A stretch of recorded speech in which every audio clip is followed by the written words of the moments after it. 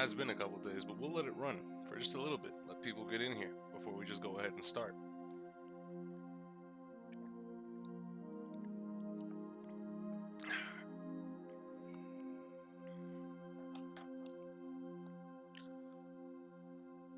Exalted is finally on time. Holy shit. Would you look at that? Can't believe it. It's a phenomenon. Nobody ever knows why. He's always late, but now he's on time. Nostalgia Juve, what's going on, brothers? Alright, but I think we've dallied long enough. Let's go ahead and hit that special episode up. Turnabout Time Traveler. Now, I can only assume we're going back in time. This is unknown territory for me. Never played or seen the DLC. Well, as long as you're staying here, you're gonna see it. From episode start. Let's go ahead and get it. Special episode Turnabout Time Traveler. What's up, Enrage, Exalted? Anime? Or not Exalted, Ben? I'm not completely heartless. I'll even throw that time machine you cherish so much overboard with you. Please take me back. Back to that blissful moment. Days of Our Lives bullshit. Ooh, ooh, ooh. Larry?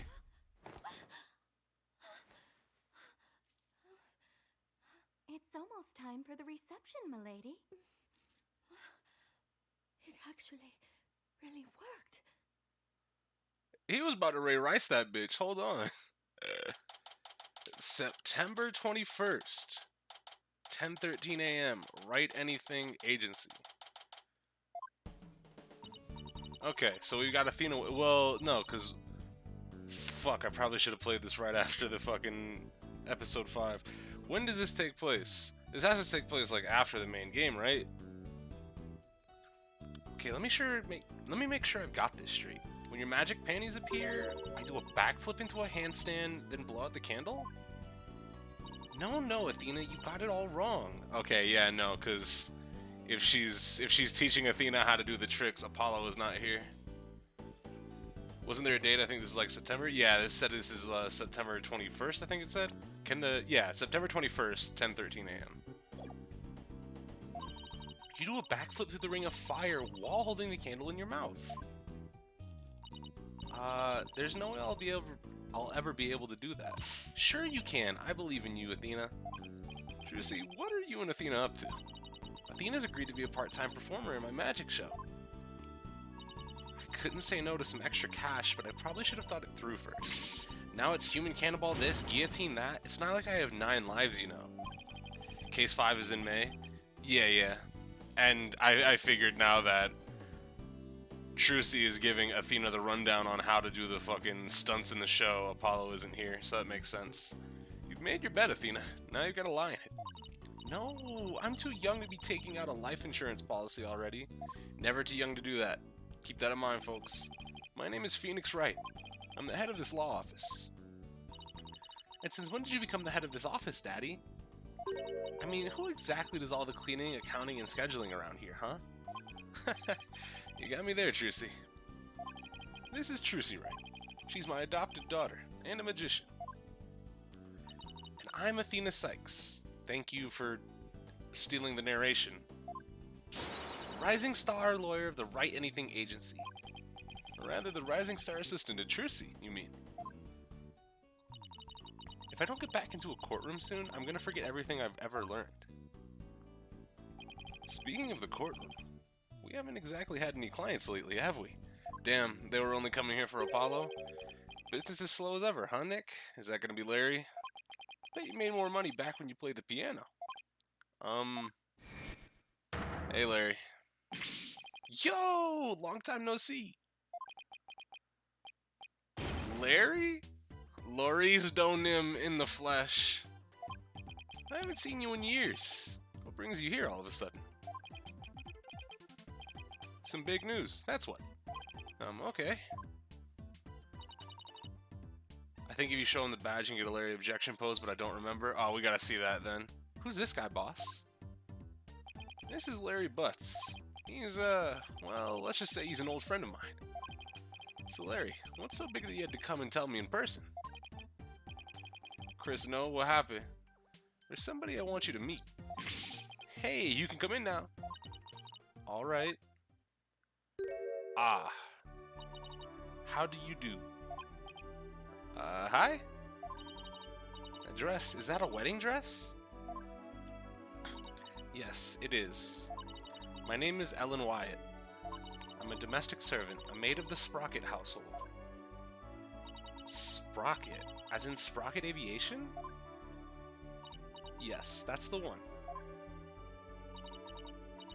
Wow, Mr. Wright, Sprocket Aviation is a really big airline company. You've heard of that Rainbow Airlines, right? They're the one called RAL for short. Yeah, that does sound familiar. Well, it's run by Sprocket Aviation. I see. It's a nice track. But what is a Sprocket family maid doing here in a wedding dress? So, actually, we've decided to get married. You what? I'm not so young anymore, you know? I figure it's time to finally settle down. What? You're getting married? No way. I don't believe it. Besides...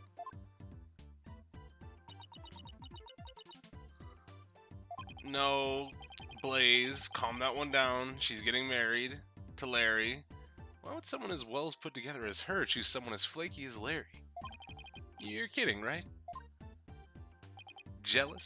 I don't blame you, but green's not really your color, you know. Alright, Larry, lay it on me. Why the fuck you here? Oh, first things first. What are you showing me your attorney's badge for? Wait, are you saying you want me to take up your badge and hit the courtroom? Absolutely not. With you as the defense, you're liable to bring the whole courthouse down. Literally.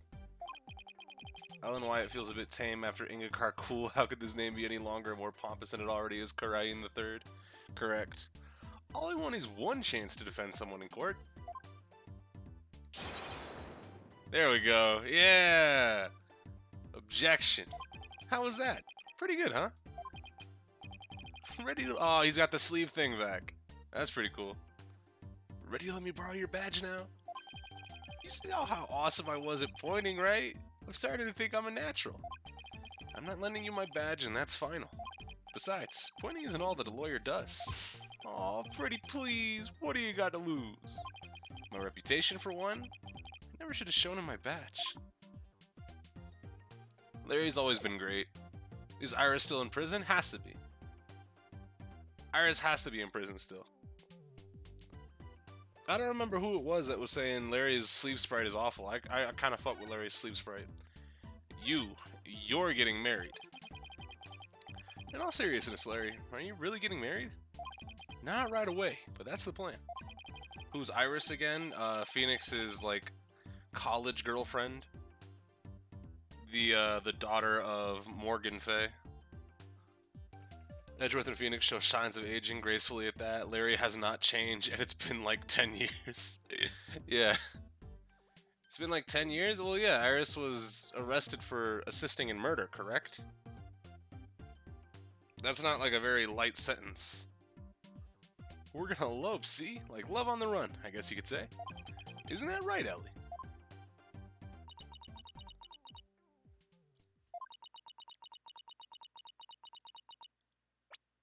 I clicked nowhere near that. Okay. I'm clicking... Okay, you see where that shelf is on the right-hand side? I was clicking, like, in line with that vase on the white, and it was like, yep, nope, you're clicking the button now. It still says I'm clicking it. That's crazy. I do believe there's been a major misunderstanding here. My heart already belongs to another. NTR Larry. I support him. There are a few certainties of the Ace Attorney universe. Shouting red text, and then when something smells, it's the butts. It's gotta be the butts. I'm in love with Sora, not you. Say what? That's about what I thought. But Ellie, baby, weren't you running away with me so we could get married? As I said, you misunderstand. You said you'd help me escape. That's the only reason I ran away with you. Larry, no. This is not happening. I even shook off the police for you. And for what? That's it. If we can't be together, my life is over. I'm gonna end it all. Wait, Becca, did you say you shook off the police? Yeah, we had to, because we're lovers on the lam. Sorry, Miss Wyatt, but maybe you can fill me in on what's going on. To tell the truth, I'm the coldest cat, Sabertooth. I'm being pursued by the police as a murder suspect. Fuck. Everywhere I click, it's nowhere close to the button. I need to find a good... Because I don't like clicking over top. I don't like my cursor over top of shit. Gotta put it somewhere where it's not close to anything. I'm going above the guillotine now. Nobody can stop me. I happened to find a dead body at my reception, so the suspicion fell on me. They had me confined in a separate room, and that's when Larry came along and helped me escape. I'm sorry, but what? Oh, Nick. Me and Ellie were gonna elope. We were gonna put it all on the line for true love. But the police tried to stop us, so we had to scramble to shake them off. Where did it all go wrong? Oh, his fucking... That's the first time I've seen, like, at least in a game like this, with models, the little fucking frustration symbol moving across a person's head. I feel a migraine coming on. Please help me. The police are sure to be intensifying their search. Look, it's even on TV. More news on the murder suspect and an unidentified man on the run from police. Photo of the suspect, Miss Ellen Wyatt, has been released to the police. Sources say that the 21-year-old is suspected of clubbing the victim. 25-year-old Dumas Gloomberry, to death in the wedding reception hall after her banquet. Dumas Gloomberry? Gloomsbury? Gloomsbury. That's a funky-ass name. The two fugitives are said to be highly agitated and dangerous, if you see them. You've got to be kidding me. Oh, brother. I guess this means we're technically harboring a pair of fugitives here, huh? Oh, Nick, what's a guy to do? Ellie's dumped me hardcore. I'm the one who should be crying. What's going on, Larry? I haven't seen you in ages. Where have you been all this time? You mean you don't know? You've really got to stop living under a rock and get out more. Is this post-game or DLC? This is a DLC case that's technically after the game. What? He's still carrying the moniker. What a guy. But yeah, this is after the main game. So technically post-game DLC, right? I'm the hippest, hottest picture book author in the business, Loris Donim. Can't believe you didn't know I'm taking the picture book world by storm. Oh, but I know you. You're the one who wrote Franzi's Whippity Whip Trip. Oh, wow. Franziska mentioned on screen. Now that you mention it, I think I did hear something about a one-hit wonder. One-hit wonder? What the heck, Nick? I'll have you know I just created a brand new character to moderate acclaim. He's mildly popular with 18 to 24-year-old women everywhere. Look, you can see his cute self all over his jacket. What? A heart-shaped pork chop? He's not a pork chop. He's the main character of my latest picture book. Also, I like the fucking filter coming out of his pipe. That was pretty cool. A lovable little soul who pierces the hearts of lovers with his arrows of amour. Cupidglet? Cupidglet? And you can see this adorable fellow make his debut in Cupidglet's Lovey-Dovey Lark. In stores now. Are you sure? Because I've never seen that book in stores, now or ever. Well, if you ever did see it, do me a favor and buy me a copy or 10, will you? I thought you were taking the picture book world by storm. Anywho, you'll defend Ellie in court, right, buddy? Please, I'm begging you. I didn't murder anyone. I swear I'm as clean as pure as this pure white dress. No Cyclops. I guess that means she's telling the truth. Yeah, I don't know if I would be as agreeable as saying, like, hey, hold on. No Cyclops? Gotta be alright. Especially after one enlisted the use of a serial killer to trick your Cyclops, Phoenix. But helping a fugitive on the run. What am I getting myself into? There's actually one more thing I really need to tell you. Oh? You might find this hard to believe, but the truth is, I'm a time traveler. Huh? I'm not sure I follow. Anime. After the wedding reception, I was attacked. I was moments away from my death. But then, in that instant, I made a wish upon this pendant around my neck, and I went back in time to just before the reception started. So couldn't you just do it again? Only this time around, the man who was trying to kill me was already dead, and somehow I became the suspect for his murder. It's as if history had been rewritten. Now wait just a minute here.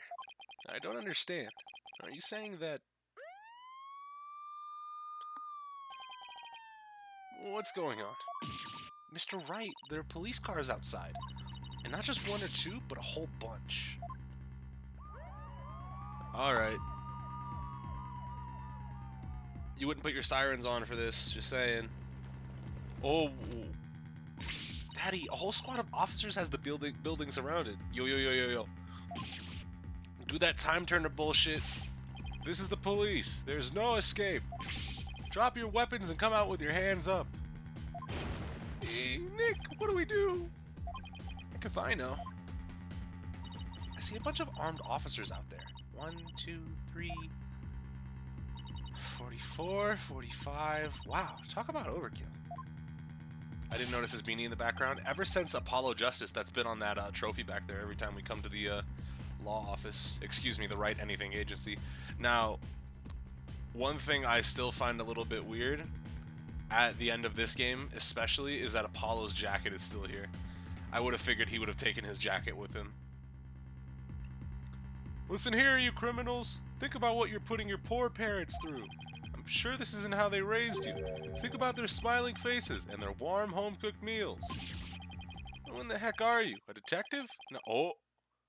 Now hold on there. Hey, you can't go in there. It's too late. Wait! Is everyone okay in here, Mr. Wright? Emma? Yeah, it's Emma. Fuck, I really wished it was Gumshoe. If there was a pal in that sentence, it would have been Gumshoe. Man, fuck. Could have been Gumshoe. Emma? I'm sorry for all the commotion. So what in the world is going on? Well, I raced over as soon as I heard that it was Mr. Butts who holed himself up in here, with the murder suspect after he made off with her, and the fleet of patrol cars. The police are being extra careful, because apparently a certain somebody yelled out, "Stay back, I have a bomb." I'm sure you can guess who I'm talking about. Well, the police were being so persistent, I had to do something, so I tried bluffing. You know, like you do in court, Nick. Please leave me out of this. Somebody shouted they had a bomb. Everybody just looks over to Larry like, are you fucking serious? Well, Mr. Wright, I'm bringing this young lady in for questioning. So if you want to talk with her, you'll have to do it down at the detention center. I suppose I should thank you for your thoughtful gift of trouble and mayhem, Larry. Come on, Nick, we gotta get down to the detention center right away. Listen, Larry, I haven't even decided whether I'm going to take this case on or not. But I know you will, because it's you. Guess I've got no choice but to tag along and help them. What, and skip out on me? We've only just started practicing your repertoire, you know. Fuck. Huh? You better stay and practice with Trucy, Athena. A promise is a promise, after all. That's cold, boss. You gotta get me out of this. I can't take it anymore. Let's get practicing, Athena. Next up is some training for the water tank escape trick. Stick your head in this bucket of water and hold your breath for 15 minutes. I saw butts on the thumbnail. Larry or no? Stop! I'm begging you. She's getting away. You get back here, Athena. Don't run from Trucy. She will catch you. I guess the only person cut out to be Trucy's assistant is Apollo. Well, I guess we better get to the detention center and ask Miss Wyatt some questions. Especially about that whole time-traveling business she was talking about. Alright, first things first, before we even move any further. Apollo's jacket, Athena's notes, Trucy's magic props. Not that I'm complaining. Hello, how was the last case? It was probably the most extensive last case that we've ever had.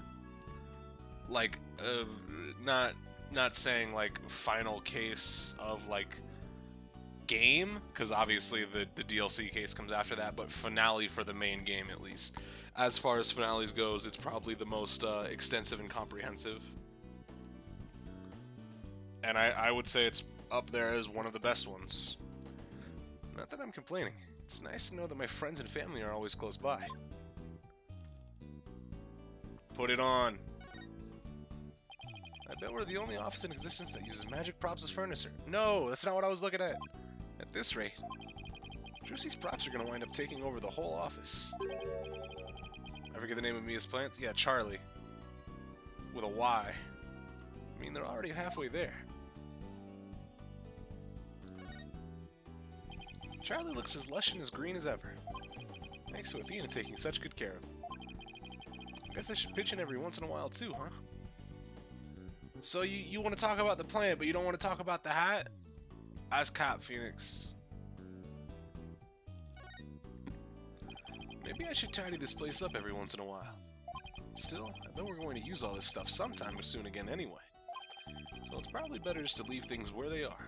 I fuck with that mindset. Alright, let's gonna move on to the detention center. They didn't take your bouquet? Okay, fine. Visitor's room. Oh, it's you, Mr. Wright.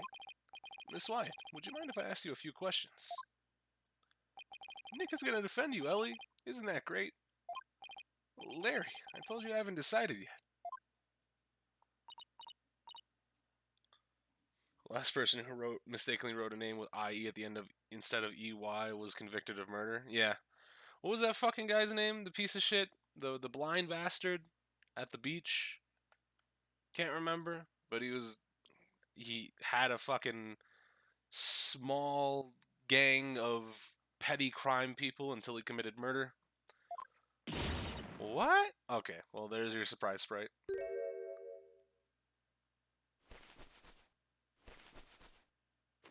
What? You're not going to take my case? Okay. I'm never gonna be happy. Miss Wyatt? What the? Did I do something wrong? Miss Wyatt, please calm down. I'm innocent, I tell you. But the police won't believe me, and neither will anyone else. I'm gonna die all alone in a jail cell. Alright, I'll do it. I'll take your case. Just please stop crying. Why did you have all this cookware in the detention center? The fact that Larry was the one who brought me to you had me a little worried, but you don't seem like a killer to me. She's a maid, ain't she? Yeah, no. My question isn't why do you have cookware? My question is why do you have cookware in the detention center? Oh, thank you. Thanks, Nick. I knew you'd come through. I really have a choice? I guess not. In any case, it doesn't seem like Miss Wyatt killed anybody. Plus, it's not like I'm up to my ears in work at the moment. Miss Wyatt, Ellen, let's do this together. Stop crying. Oh, thank you, Mr. Wright. There, it's gonna be okay.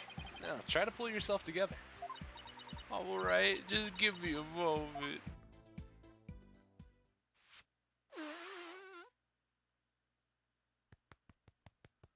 Fix your face. Hair back. I'm truly grateful for you taking on my defense, Mr. Wright. Sure, no problem. Wow, she literally pulled herself together. Ooh. Did we hear this song at all in the main game? I think we heard it like twice, right? Maybe once or twice? Cause it played during the fucking the Maya case. During the whole fucking Lady Kira shit, right? please tell me everything you can about the incident. Alright, it happened after the wedding reception. I was attacked by Mr. Gloomsbury. Wasn't Gloomsbury the name of the victim in that news report? Maybe I should listen to what she has to say first, though, before I start asking questions. How dare that guy lay a hand on somebody else's blushing bride? What a creep! That's rich coming from you. Do you have any idea why he'd attack you? No, but what? Well, to tell the truth, I'm not going to say it again. Mr. Gloomsbury didn't seem very happy about me getting married. Jeez, jealous much? What a loser. Mr. Gloomsbury had forced me onto the Vista deck where he was going to push me off. Oh, how frightening it all was. I've only done half of the day one trial in this case, so I won't stay past that at least. Oh, it's multiple trials and shit? Oh, great. So that's why I made a wish upon this pendant. That pendant. Yes, it was a gift from my husband-to-be, Soren. He said it's a symbol of our love. This is a full-fledged case. I figured it would have been a shorter one. So depending on how long it is, we get 2 streams out of this. This one's pretty hefty. We're talking about 3 in length. Okay. So decently long. Definitely a 2. Yeah, we could stretch it to 1. Now you may think what I'm about to say is very strange, but I beg the pendant, please take me back to that blissful moment.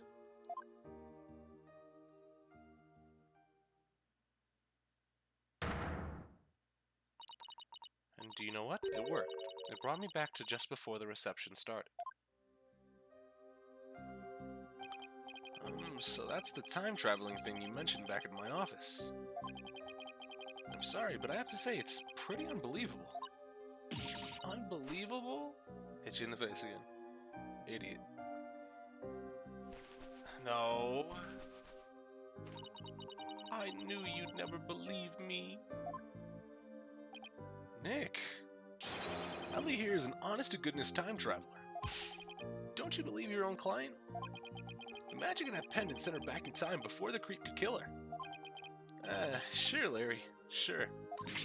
But it's really true, I tell you. This pendant is an important part of the time machine Soren made. I begged it for help and it really did send me back in time. Is she listening to herself? What? You even got a pepper shaker? What in the fuck? I feel like it's longer than Game 5's, but Game 5 dragged on and on. Yeah, a little bit. So we could probably get 2 out of it, depending. The fuck is she seasoning? Her tears? I even experienced the reception again, even though we'd already held it once before. And during it, everyone there acted as if nothing unusual was happening at all. Could you not cook while we're talking, please? Alright, so when and how did you come under suspicion for murder? Well, after the reception ended, the second reception I mean, I went back to the reception hall and started cleaning up the place by myself. Hold on. Cleaning? Why were you cleaning on your own wedding day? My last task as a servant of the Sprocket household, I offered to take on the preparation and cleanup of the reception banquet. I see. I started to move one of the decorative lanterns in the room, but it was so heavy I lost control of it, causing it to topple over and break open. That's when I saw Mr. Gloomsbury's dead body inside the lantern. So you simply happened to be the first to discover the body, right? That's right, I just came across it by accident, but I became confused and didn't know what to do. That's when some of my in-laws saw me and jumped to the conclusion that I had killed him. So this Gloomsbury guy tried to kill Ellen, but then wound up dead himself after Ellen traveled back in time. A time machine and a magic pendant. How could any of this be possible? Ellen's pendant added to the court record. Don't tell me this is going to become our new fucking device for this case. Or do you have to be in close proximity and we're just getting it as a piece of evidence proper? Ellie, why don't you tell Nick about that other thing, too? About that shadowy figure you saw when you were being attacked.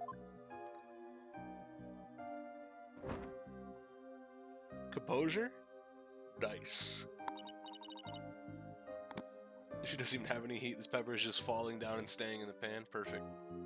Sometimes you just gotta... She's just seasoning her cast iron. She's not cooking anything right now. Yes, good idea, Larry. Alright. Let's ask about the wedding. So, you and Larry here were never planning on getting married, right?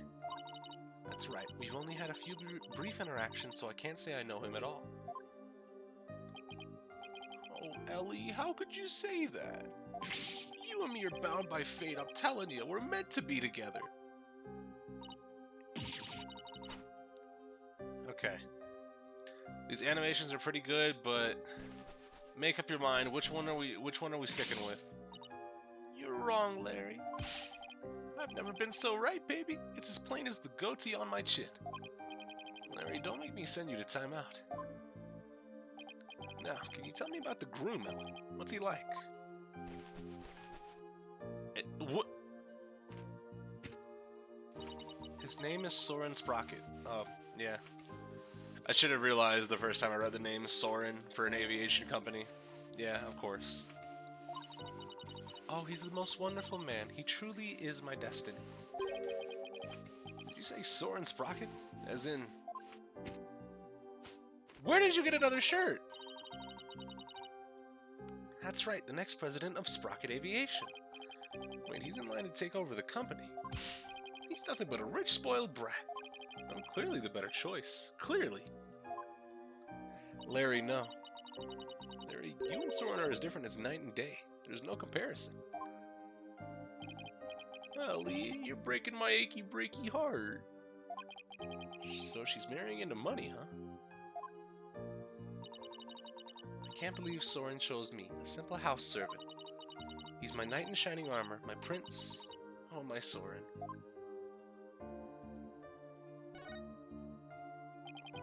So what's this about that shadowy figure you saw, Ellen? It was Mr. Gloomsbury was attacking me. Yeah, I get it. I saw this before. Right after I made a wish upon this pendant, I started to pass out. But just then, just as I lost consciousness, I saw somebody strike Mr. Gloomsbury from behind. You did, and that person must be the true culprit. Did you see who it was? I'm afraid not. Have you told anybody else about this? I told some of my in-laws, but nobody took me seriously. They said it was all just a dream. Can't exactly say I blame them. I mean, time travel? Larry, for my peace of mind, please tell me that figure wasn't you. Of course it wasn't! It was probably Soren. Ellen's statement added to the court record.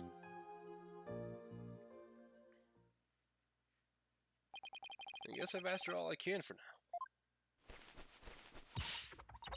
Spick and span, spick and span.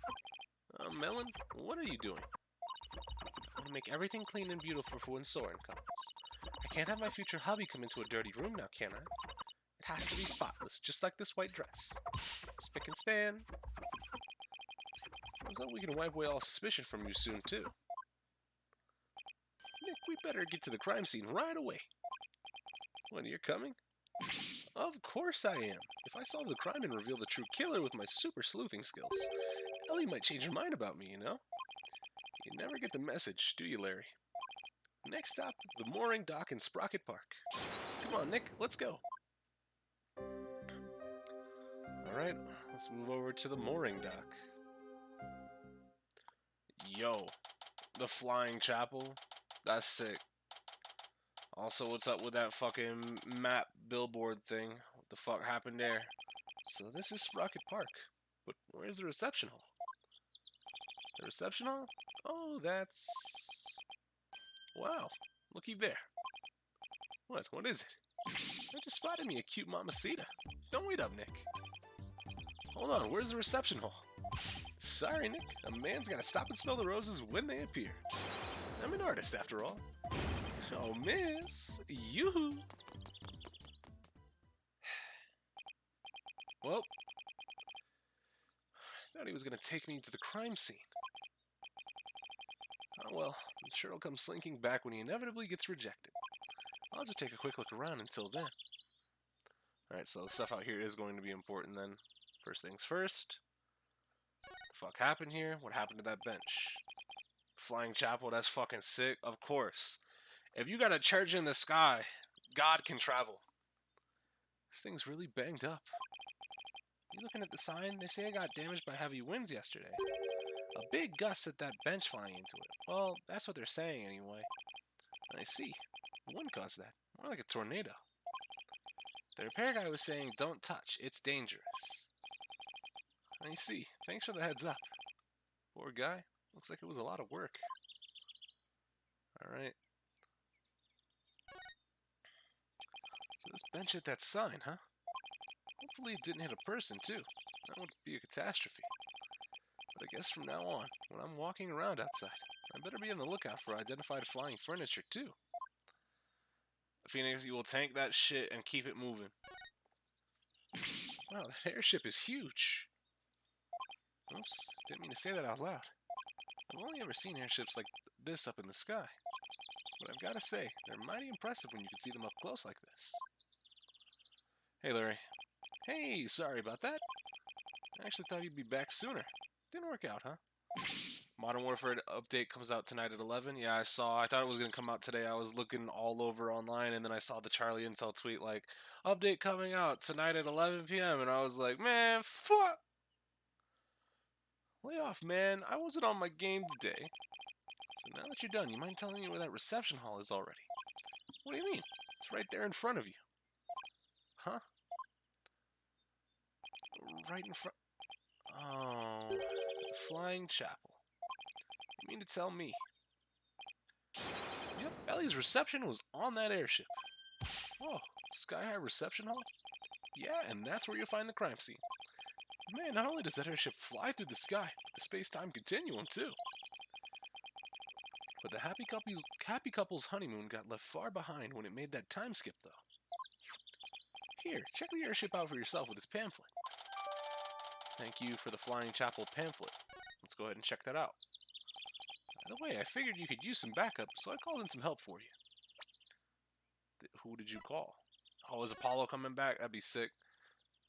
Elevator, lift, cabin. Oops. I was trying to click to move it around, but... You got the elevator, the lift on the right, cabin in the hold, and the Vista... Okay, so they were on the Vista deck, right? So I had to go through the hall, and assumably these vertical lines are elevators, potentially. But then what's the vertical line on the right? I assume that's how the shadowy figure got up to the Vista deck. But all right, you got the Pega Cow lantern and the Pega Bull lantern, sweetheart table. Love is always in the air in the Flying Chapel, the only wedding venue sure to make your dreams take flight. After the ceremony out on the Vista deck, Sprocket Aviation's majestic Pegamoo mascots will light up the happy couple from both sides on the sweetheart table. Alright.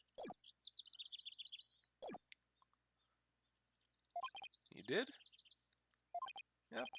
Should be here any minute now. Yeah, and how would Larry know about Apollo? Hey, Maya. Oh, wait, hold on. Edgeworth? That sounds like a sports car.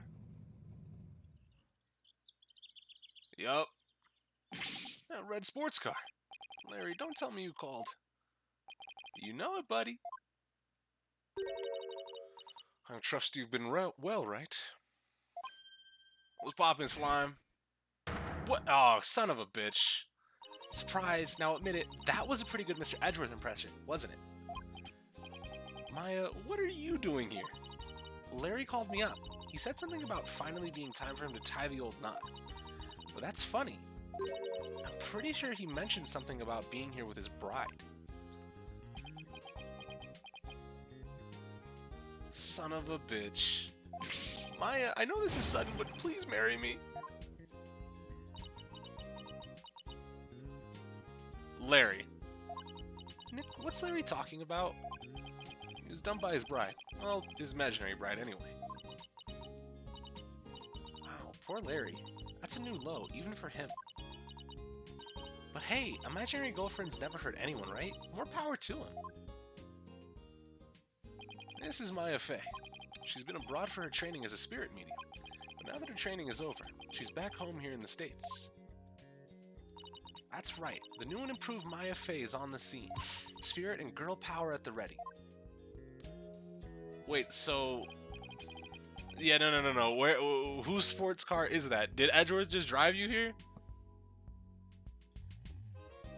Look at you, Maya, all grown up and as cute as ever. Oh, you know what? I just realized something. If I ever get married, I'd miss out on the fun of meeting somebody new. I mean, Larry, you're always just not... You're never going to get married. Somebody has to... See, if you want to get married, the problem is you have to have somebody agree to marry you first, Larry. I see you haven't changed a bit, Larry. Yeah, of course. Edgeworth. I figured that car belonged to you. But when did you become Maya's chauffeur? It's nothing like that. I just happened to run into her en route and picked her up. And by run into her, I mean she jumped out in front of my car. I nearly ran her down. If it was Phoenix, he would have pressed on the gas. This is Miles Edgeworth. He's a friend of mine, and the district's chief prosecutor. I heard he's been busy lately.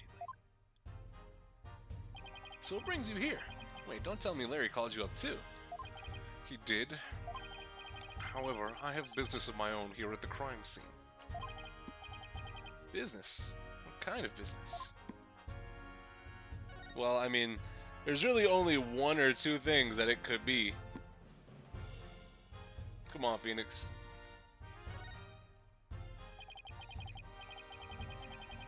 Chris has called it to me now, Moncast. You gotta go fast.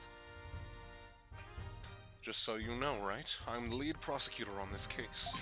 What? You? Yes. It appears we'll be standing as on opposite ends of the battlefield this time around. So I'll be up against Edgeworth tomorrow. Okay, so, alright, we got Phoenix v. Edgeworth, and Maya is going to be our assistant. Okay. Hyper fan service. But I don't get it, Edgeworth. What about this case warrants the personal attention of the district's chief prosecutor? It's a bit complicated, to say the least. In what way? The groom is a member of the Sprockets, a family with immense influence. If his bride were to stand trial in court, it would sully the Sprocket name. So they tried to apply some pressure on the prosecutor's office. Pressure to settle it amicably, right? What do you mean, settle it amicably? It means that they're trying to sweep this whole thing under the rug. Wow, Sprocket Aviation really has that much clout? Yes, they have especially strong ties in both the political and judicial worlds, to the point where no one dares oppose them. Don't tell me that includes you. Don't be ridiculous, Wright. It's quite the opposite. The prosecutor's office is filled with cowards, as I found out. Every last one of my subordinates was loath to prosecute a Sprocket. So that's why you decided to take on the case yourself, right? That's right. I will personally see to it that justice is served. I always prosecute to the utmost of my abilities, regardless of who I'm up against. For that is a part of my creed. Nothing and no one can sway me from it, not even the almighty Sprockets. Right. If they think they can use their influence to bend the truth, they have another thing coming. You know, I almost feel sorry for them. They were only trying to protect their interests. But all they got instead was you. Edgy, come on, man. How did you prosecute my poor sweet Ellie? What kind of heartless jerk are you? Push them glasses up. I'm simply doing my job. And I'm warning you, Wright. I won't hold back. Not for you or anyone else. Thanks for the warning, your righteousness. Emote's not showing his Twitch shitting themselves? I mean, they're showing for me. You might have to reload your, what's that fucking thing? Your, Franker faces. They're showing up for me. I wouldn't put it past Twitch shitting themselves, though. Edgeworth. So how's it going, Mr. Chief Prosecutor? Busy as always, I presume? Of course. I'm like somebody who has too few clients and too much time on his hands. Guess that explains why your brow is more furrowed than the last time I saw you. Maybe you should learn to relax a little, Edgeworth. Nice try, right? But as always, I have no intention of showing anyone any mercy, including you. As inflexible as ever, I see. Besides, I think I've mellowed out a bit with age. Present the pamphlet to Edgeworth or not. I think he if I don't remember if he leaves after this. Well, so if anything, those furrows should have smoothed out a little as well. Honestly, Edgeworth, are you really that blind to yourself? Excuse me. He's really self-conscious about those lines, isn't he? Edgeworth, about this incident. Don't forget, Wright, I'm the prosecutor for this case. Need I remind you that I'm not in the habit of sharing information with my adversaries? No, I guess we are adversaries for now. And you, Larry. Me? I'd like you to come with me. You have a lot to answer for after that little stunt you pulled with the suspect. But Edgy, we're old pals, aren't we? Personal appeals won't work on me, Larry. Now come along. Nick, help me out here! Getting dragged off by Edgeworth. Oh! Getting stuffed into the sports car. And there he goes. Dog. Is it just me or is Mr. Edgeworth as relentless as ever? Yeah, I guess some things never change. So much for mellowing out. Well, Nick, we better hop to it too. Hop to what? Investigating the crime scene, of course. What else? It's been a long time since you and I teamed up like this. This is gonna be fun. Fun, huh? It has been a long time, though, since we were last together like this. Alright, to the crime scene then. Yeah, and away we go. Alright. Kinda weird for no OST. The reception hall. September 21st, Flying Chapel Reception Hall. Oh my god. Okay, so I assume this knocked over thing in front of me is that was the lantern? I thought that was the or is it the fucking Pega-moo shits? Yeah, Pega-cow lantern. Okay, well I guess they are a lantern. I thought they were statues. So this is the reception hall. According to the pamphlet, we're right here. Thanks, we're pretty high up. But at least we're indoors, so it doesn't seem so bad. Oh, look, Nick, it's Emma! Hey, Emma, over here! Mr. Wright, Maya, does this mean you've taken the case? Yeah, that's how things kind of turned out. So do you mind if we take a look around? Be my guest. We're pretty much wrapped up here, and we've pretty much wrapped up our investigation, so go right ahead. Now's a good chance to find out more about the case from Emma, too. Apollo could never deal with this, yeah. We're being up high, even though we're indoors. Apollo would be shitting his pants. Alright, Emma, what happened in here? Edgeworth wouldn't tell us anything about this case.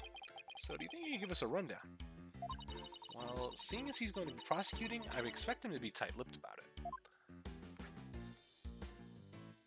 The incident occurred yesterday on September 20th. It happened after the wedding reception, which lasted from 7 p.m. to 10 p.m. 7 to 10, huh? Got it. By the way, you didn't hear about any time traveling or anything, did you? Time traveling? What do you mean? Oh, nothing. Forget it. That's pretty much the response I expected. The victim's name is Dumas Gloomsbury. He was a servant in the Sprocket family household. Alan was a maid for that family as well, so that means the two of them were co-workers. What character from the trilogy hasn't returned to the new games? Gumshoe and Franziska? Technically, Godot as well, if you want to get technical. But Franziska definitely. Because Franziska appeared in 2 games. Godot, yeah, Godot is in jail. Wendy Oldbag, a lot of heart. There's a couple characters that haven't returned, but I would say the most important 2 would be Gumshoe and Franziska. Yep, they apparently knew each other. Mr. Gloomsbury was the lead servant after all. He was very serious about his work, but he was also a very closed and private man. So the other servants called him Mr. Doom and Gloom behind his back. If he was the lead servant, he must have been ranked higher than Ellen. At least Brushel didn't become a recurring character. Alright, so... we'll talk about it later, never mind. What makes the police think Ellen killed this man? A guy who's essentially her boss. We don't know the defendant's motive yet, but the circumstances surrounding the discovery of the body don't bode well for her. And what circumstances are these exactly? Well, some of her in-laws saw what looked like the immediate aftermath of the murder. The suspect was standing in front of the body with the murder weapon still in her hands. Why would a bride who was just about to start a happy new life kill someone? The police have an explanation for that. Yeah, about that. They believe the victim attacked the suspect and was killed when she fought back. So self-defense? Why did he attack her to begin with? Well, a mere servant girl was going to suddenly be the wife of the future president. Mr. Gloomsbury must have been more than just a little jealous of her. Brussels is the dorky-looking dude in the last case of Apollo Justice. Yeah, the reporter. So this Mr. Doom and Gloom attacked Ellen first? What if she was only trying to protect herself? Wouldn't that count as justified self-defense on her part, Nick? It would. There's a good chance she'd be acquitted if we could prove that, but... I wonder what Hedgeworth will have up his sleeve to counter that claim. But wow, a servant girl marrying the future president of such a huge company? It sounds like a modern-day fairy tale. It does, doesn't it? Thing is, not everyone was on board with their union, apparently. Wasn't he the MVP for that case? He was a person in that case. I wouldn't say most valuable. He was definitely a person in that case. Whew. I mean, if you want to talk about Brushel, that's on you. But if you like shit smelling like mint, that's your prerogative. I don't fuck with that guy.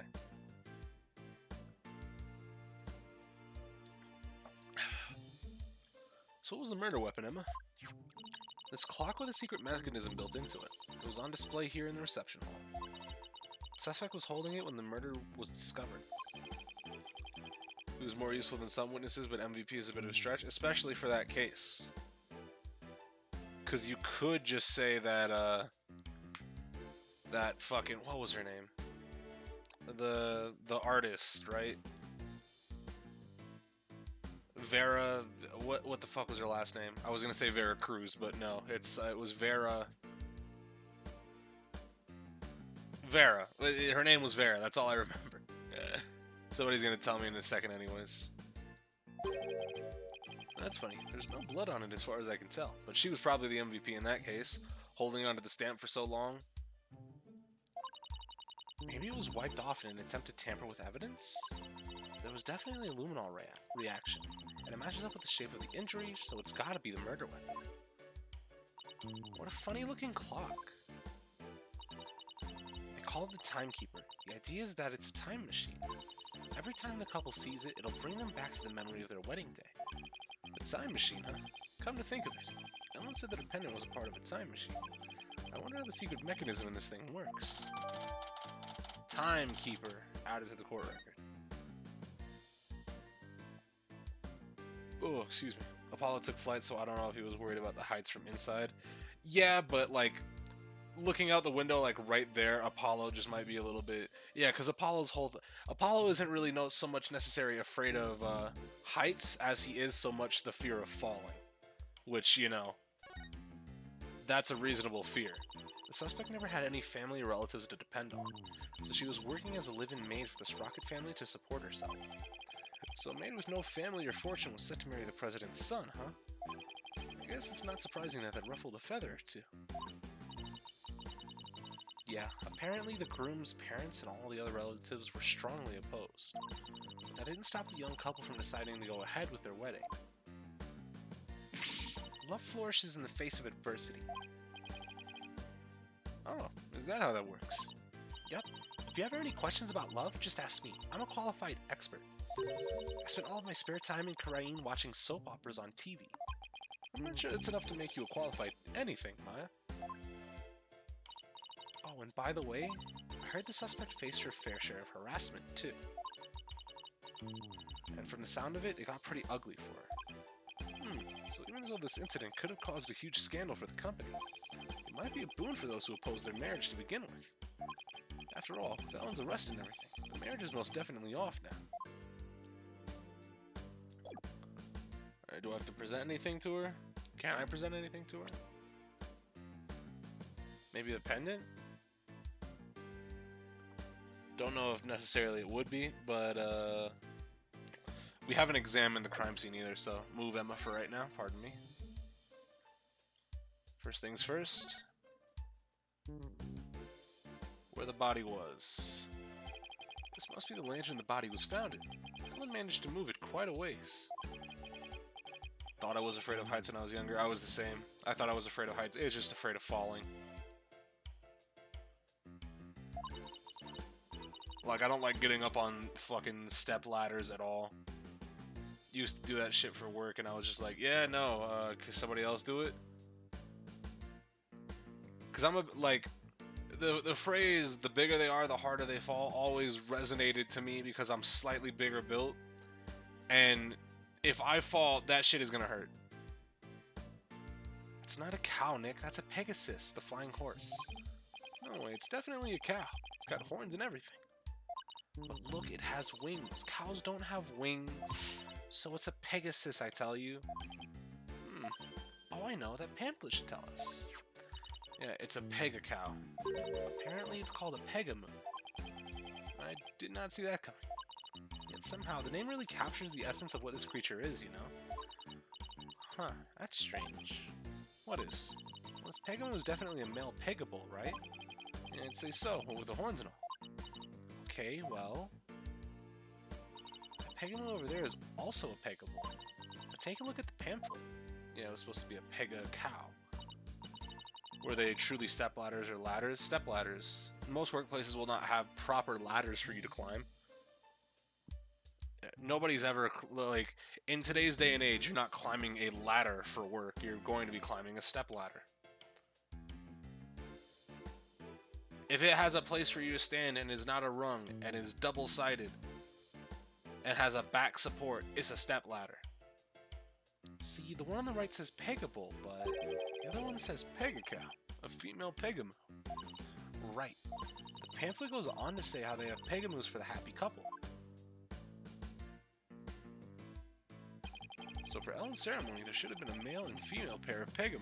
But for some reason, there are two males here. Maybe somebody made a mistake when they were setting up the room? Yeah, you don't make a mistake when you're setting up somebody's fucking wedding hall. It's hard to believe a fancy place like this would make that kind of blunder, though. Broken lantern added to the court record. In any case, we better check this thing out.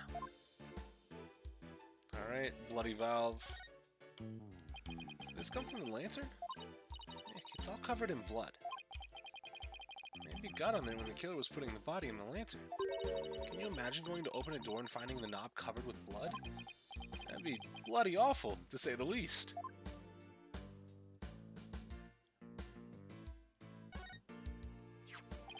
Hey, what's this?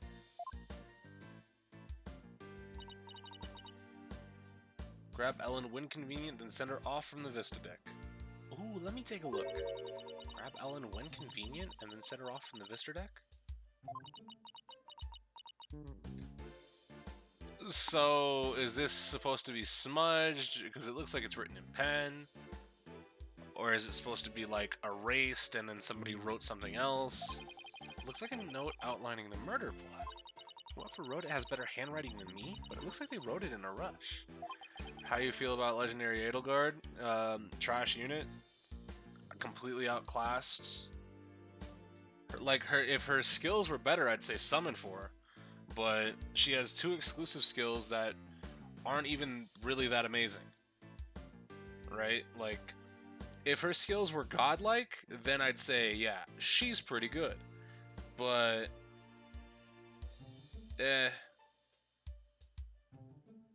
Armored Stride is an exclusive as far as I can tell. I thought it was. She's a solo character with that has pair up. She seems very, like, for an armored for an armored what the fuck? For an armored axe user, like, okay, but you're gonna use her over any of the various Hectords? Like, what?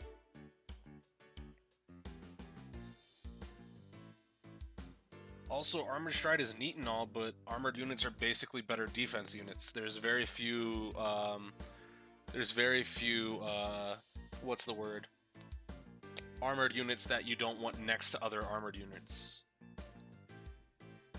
I thought it was lefty riding since mine looks at a lot because of hand moving over. Yeah, I mean, that's fair too, but why would it start only in certain portions of it, Nostalgia? Heroes' biggest problem is armors are just the best and it's not even fucking close.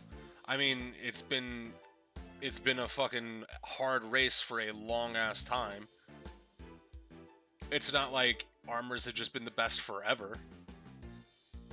Fucking calves and flying units keep getting their push stupid hard.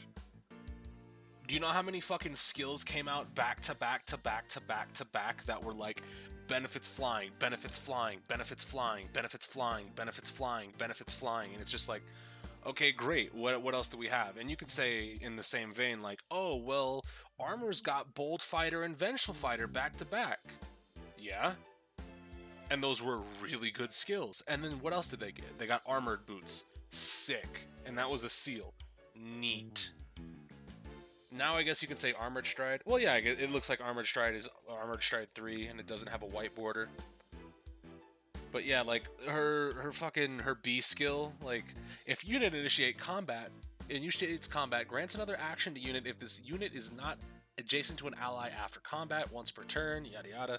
If foe uses Dragonstone or Beast damage and unit is not adjacent to an ally, unit makes a guaranteed follow. So she gets a double on dragons and beasts, and she essentially gets a free Gale Force if she's not next to anything. Great, okay. Depending on her stats, like if you look at it in the because she's gonna have decent attack, right? That's like no doubt in my mind. She has a legendary weapon. She's hitting for 64 on this Lance Flyer, so I think they're trying to say her like attack like is probably gonna be around like 38 or something. Base attack without a boon. Like her kit's okay, but I'm not gonna use her over any given Hector. Any given Hector, I'm not using her over Grima, that's for damn sure. Why would I use that over Grima? Like, here, let me pull up my game real quick. This is gonna be like a various, like, topic stream. Like, we're not... Keep in mind, we're still gonna be doing the case, but now we're off on different tangents. Grima, the Fell Robin, the Armored Robin. Let me look at my green armors. I gotta scroll to them first. Yeah, I'm not using her over Valentine's Hector. I'm not using her over Grima.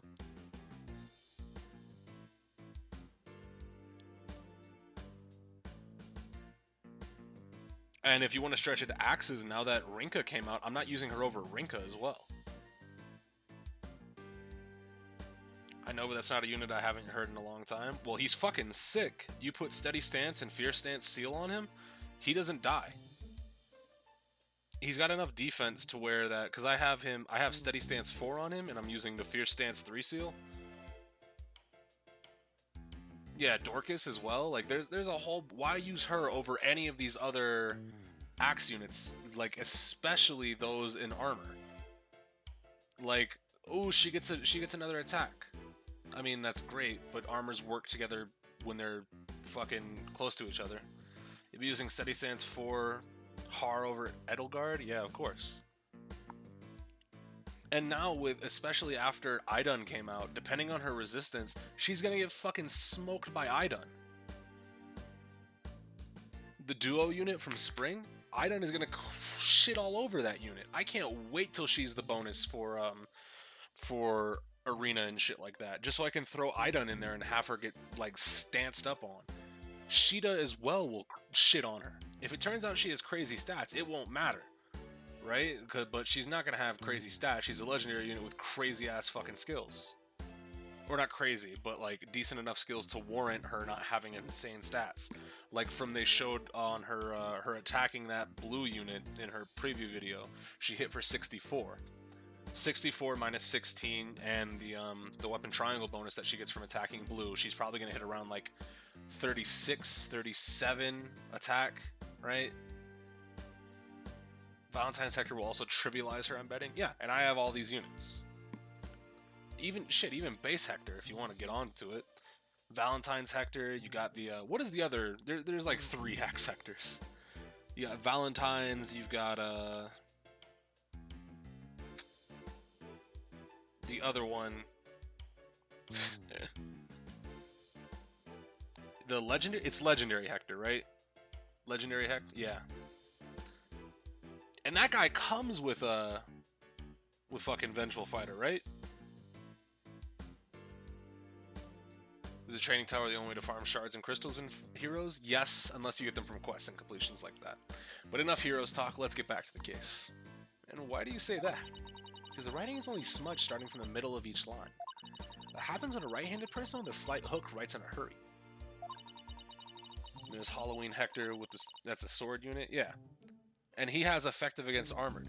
See, now, while we were talking about all the armors being the best, there are so, like, think about how many fucking units get released that have shit like, oh, effective against armor. I can guarantee you there are more units in the game that have a unique weapon that are effective against armor than there are units in the game that have than there are really good armored skills, right? Because like the really good armored skills, if you want to talk about it, you have Special Fighter, Bold, and Vengeful Fighter. Wary Fighter is kind of like eh. But there are so many fucking units that are coming out that are like every single time effective against armor, effective against armor, effective against armor, effective against armor. And it's just like, oh great, I don't fucking win this at all. Like didn't fucking the bow, what's her name? Lucina get effective against armor on her bow, or was that the Kron? Cause it's one of those two chuckle fucks. One of those two have effective against armored. I think it's Crom. Yeah, it's probably Crom.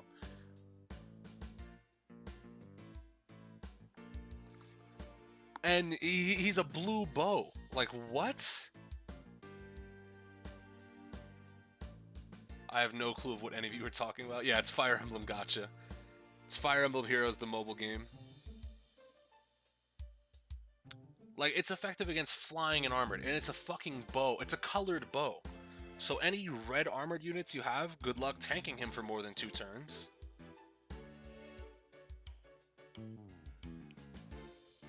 You slap Aether on him and he's gross. And it's gotten so bad to the point where even fucking armored units are getting effective against armored units. Like the fucking Hector, like Idun. Like what are we doing here? Can y'all just move? Pretty sure if I re-downloaded Heroes, my Klein and Ellie would still be dummy good, even though it's been a year since I played. Your Klein and Ellie would probably get smoked by everybody running Idun. Fucking Spring Idun is just so good. I do it sometimes myself when I'm not paying any attention to where my hand is on the page. Guess I'll take your word on that, Miss Bad handwriting expert.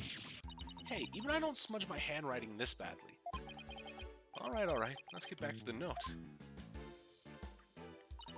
The note was apparently written by the victim, but why would he feel the need to write instructions to himself like this? Are you sure the victim wrote it? I sometimes write a note to myself before I go shopping. What does Easter Idun have? Hold on.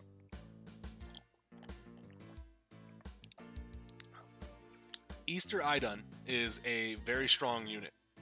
She has Sturdy Stance 3, which gives her 6 attack and defense when a foe initiates combat.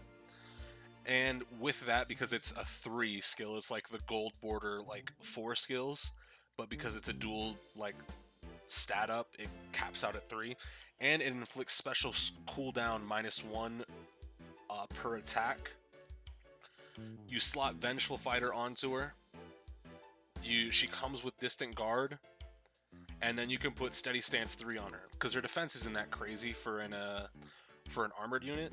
So if you put Steady Stance 3, the seal on her, with Sturdy Stance 3 that she natively gets, she gets 12 defense on foes' initiation of combat. With that, her defense at neutral bumps up to 49, and that's just her. Mine has plus res, so she's natively at 45 res, and then you slot her into an armor team with your various drives and whatnot, your ward armors, your shit like that. And her weapon is, if she gets a bonus from Rally or Hone, she neutralizes penalties and inflicts attack -6 on the foe, and the foe cannot double. And because it's a Dragonstone, if they're a ranged unit, they take damage based on what their lower defensive stat is. Spring Idun is just gross, and because she's a duo unit, her duo skill gives defense and res +6 when you activate it to everybody in a, like, on her column and the 2 columns on either side. So on any map, if you pop her duo skill, everybody gets +6 defense res. And it neutralizes effective against dragon and effective against armor bonuses. So you run her on an armored team. If there's a tough turn that you're going to be coming up on and somebody's going to be hitting you with something like, oh, they have effective against armor, they have effective against dragons, and they're going to come hit you. It's like, alright, pop the duo unit skill. Well, now I have +6 defense res, and now you can't hit me with your bonus damage. Good luck. Oh, and if you hit me, I have something to reduce your special cooldown and give me special cooldown if I can counter. The only problem with Idun right now is that she doesn't have any range counter, and it would be foolish to take her native weapon off and give her something like fucking Lightning Breath. She's just gross, and I run her everywhere. Potatoes, carrots, onions, flour. Maya, are you craving curry rice or something? Whoops. So Emma, where's this Vista deck the note mentions? And she's a red armored dragon. Yeah. So just take damage. It's that heliport that you see right outside the window over there. Heliport? Oh, Jesus Christ. So we plan on pushing Ellen off from there? What a monster. Bloomsbury's note added to the court record. Alright, no signs of blood though, even though it said he was beat in the back of the head, so the body moved here potentially. What do you think this is, Maya? It looks like a flower petal to me. What an unusual shape for a flower petal. Do you suppose it's from one of the flowers here in the reception hall? No, I don't see a single flower like this at any of the tables. I wonder where it came from. Also, these light bulbs did not get shattered by his body being in here, so that's kind of interesting. So this is where the body was found. The first person to find it was Ellen. Emma, can you tell me exactly, what can you tell me about the condition of the body when it was found? Let's see. The victim was apparently hit on the back of the head. Here's a photo of the crime scene as we found it. Okay, so there's more of those petal things. Blood on his left hand. Breaking from the outside of the lantern on top of him. So yes, it wasn't like he was moved here after this lantern was knocked over.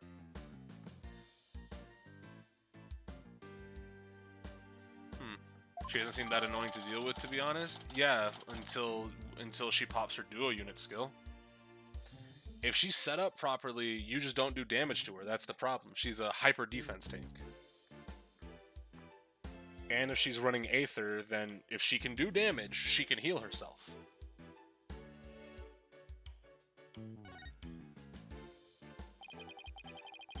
Guess that about does it for the lantern. Like, she's not hyper annoying if if you can kill her in like one go. If it takes multiple turns to kill her, then you're going to have a problem. Because I run her with a healer. I run her with Brave Veronica.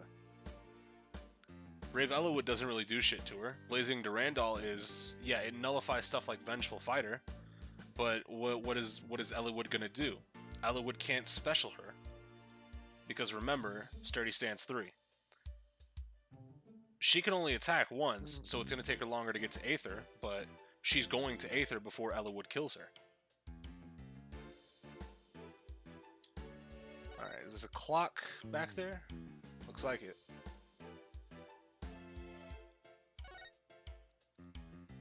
Fuck. So that's the Vista deck out there. I bet the view is amazing. But I guess it must also kind of freak you out, huh, Nick? Yeah, kinda. Mostly because there's no surviving a fall from way up here. I have dual Alphonse with quick riposte and he seems decent at killing her. Well, yeah, that's... so every time that you run into one, you have to realize that the AI is going to attack. If they have that unit, if that's why I really want true PvP in Heroes, because then I can show people how broken that unit is. Because you just don't attack with her.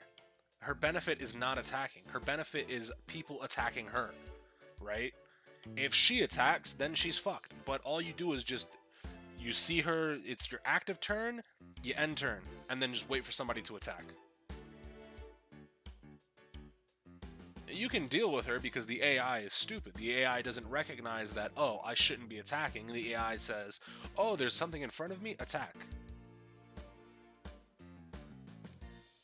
That's the true downside to the AI in Heroes, is that it doesn't recognize the benefit of its skills.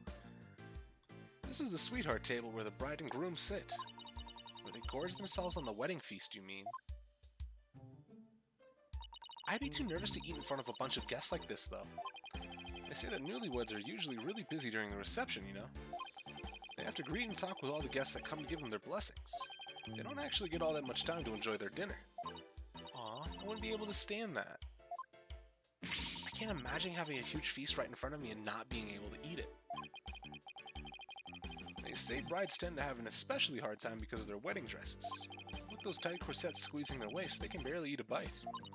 Really? It sounds like wedding receptions are absolute torture. I guess food still wins over romance in Maya's book.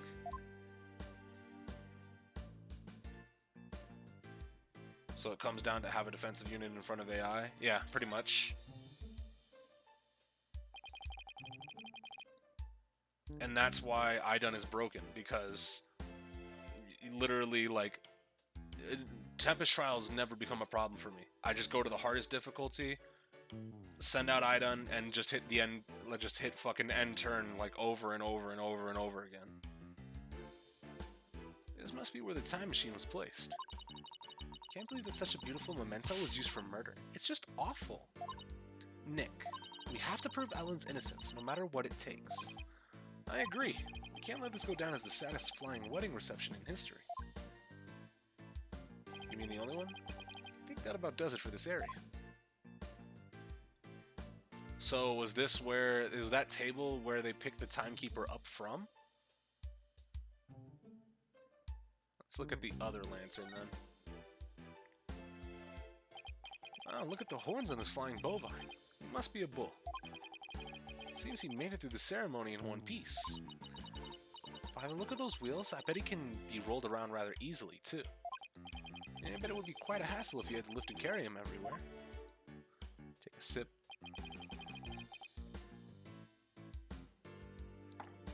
And this is what the backside looks like. What is with those valves? Or not the valves, those dials. What's that by the bottom of his tail? A wheel handle?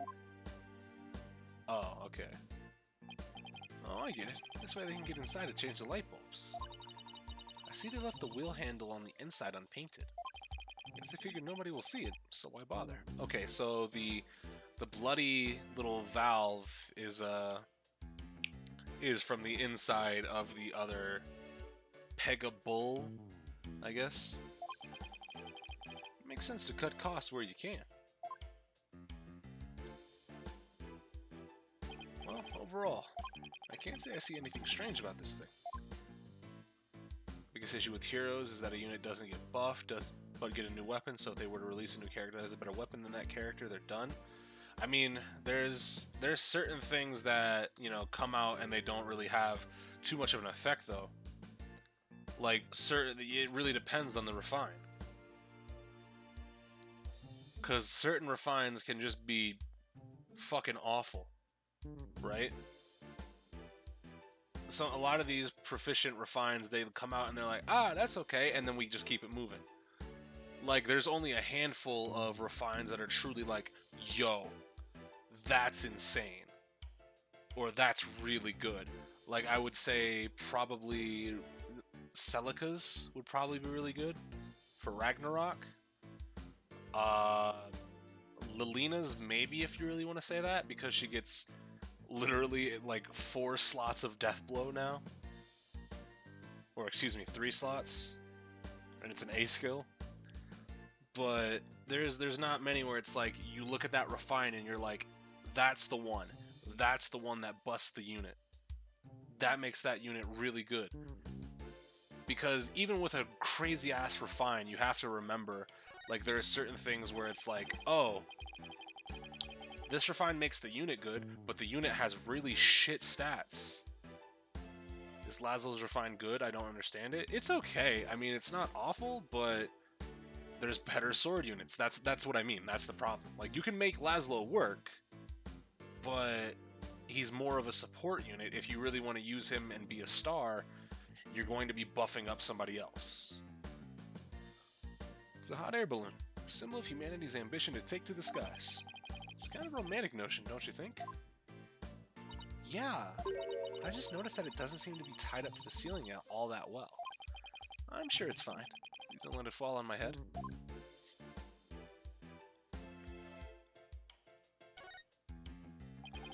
Model airplane. Perfect decoration for an airline company wedding. And a propeller plane like this lends the room a great old-timey feel. Oh, I'd love to see the Steel Samurai fly in a plane like this. Can you picture it? The Steel Samurai zipping through the clouds over Neo-Old Tokyo. If Sprocket Aviation becomes a sponsor of the show, I could see it happening. Why didn't I think of that? I think I'll go suggest the idea to them later. I just want the Flame Emperor to hurry up and get on heroic rails. I'm fine with that nigga staying exactly where he is. Please at least wait until after the trial is over.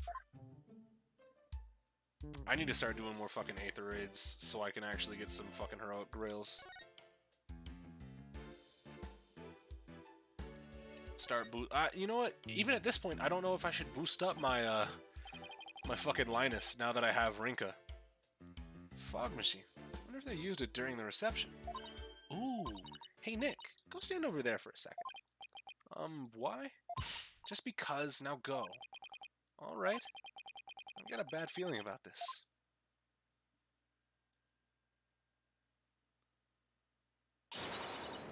Fogmaster 9000 on. I know. Huh? Nothing happened. Looks like it won't work out some dry ice. Darn it, all I wanted to do was surround you in a thick cloud of smoke. Alright, well, good attempt, Maya. Good attempt. Alright, and the pipe system goes all the way, doesn't look like it's broken at all. Unless they wanted me to examine the pipe, I guess not. Let's see what that little folding screen is over there. I wonder what this partition is for. I imagine people like the reception staff or entertainers use it. They probably wait behind it when they're on standby. I see. With a partition this size, I bet they could fit even an elephant back there. Not that anyone sane would. Yeah, putting an elephant in the fucking airship, good idea. Looks like a business card wallet. I wonder whose it is. The face looks awfully familiar. Yeah, it does. Guess I'll bring it to him later. Larry, please. Is that it? Well, I guess that just about does it for the crime scene. Hey, Nick! I want to see the rest of the airship. We might as well, since we're here. True, we might even run into some of the other people involved in the case. Oh, who that? Is that Soren? Nick, how long has that guy been standing there? Didn't even notice him until just now. Excuse me, are you with Sprocket Aviation? Don't close your book like an asshole, though.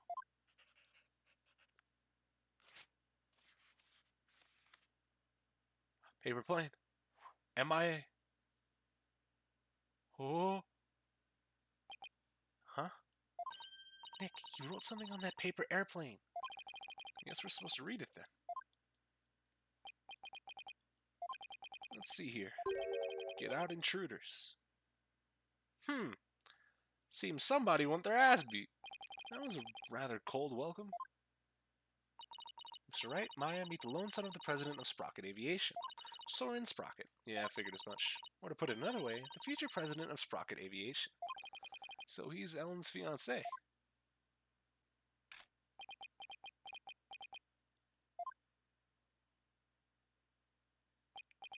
Oh, there he goes. He's kind of an eccentric. I hear he's the genius inventor behind many of Sprocket Aviation's business successes. An inventor, huh? Yep, he even designed this airship. That's pretty impressive. Nick, this is no time to be standing around gawking. We have to go after him. We need to ask him some questions about Ellen. Oh, right. It looked like he was heading outside. Alright, well, let's go outside. September 21st. Do you remember? It's the first time I was doing it. There he is. Excuse me. Can we talk to you? Excuse me. Do you mind if I ask what you're doing?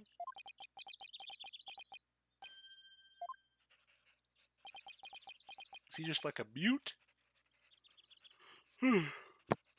Is he shy? He sure is riding up a storm. It is possible. If an enormous change in mass could be detected at that observation plant, then theoretically matter can retain its form, even as it crosses the event horizon. Let's just see what he has to say about Ellen. Misham, that's what it was. I remembered Verum. It was Drew and Verum Misham.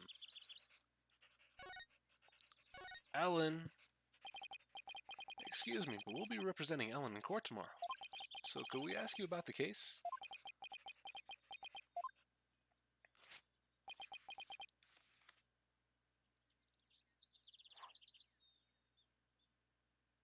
What kind of airplane design is that, by the way? Ow! What the? Not interested? Not interested? How can you say something like that? This is about your fiancée. She's under arrest, you know.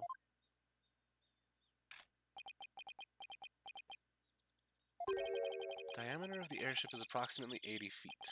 Oh, he's off in his own little world. Accidentally clicked past that. I can't believe he said he was not interested in talking about his own bride's arrest. We'll just have to talk on his level then. What's something he might be interested in?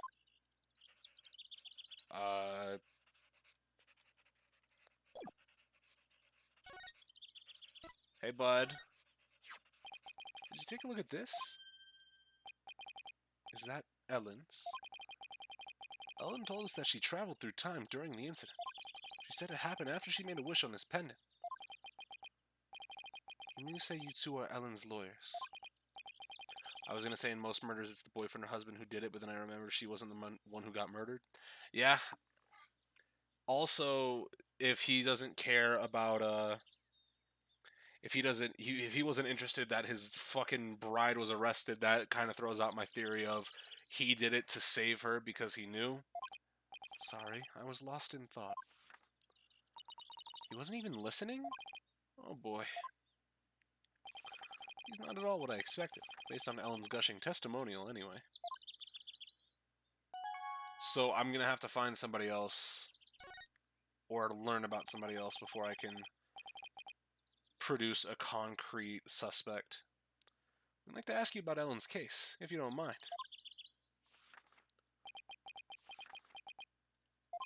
I don't know a thing about it, so why don't you go ask the police? In other words, not interested.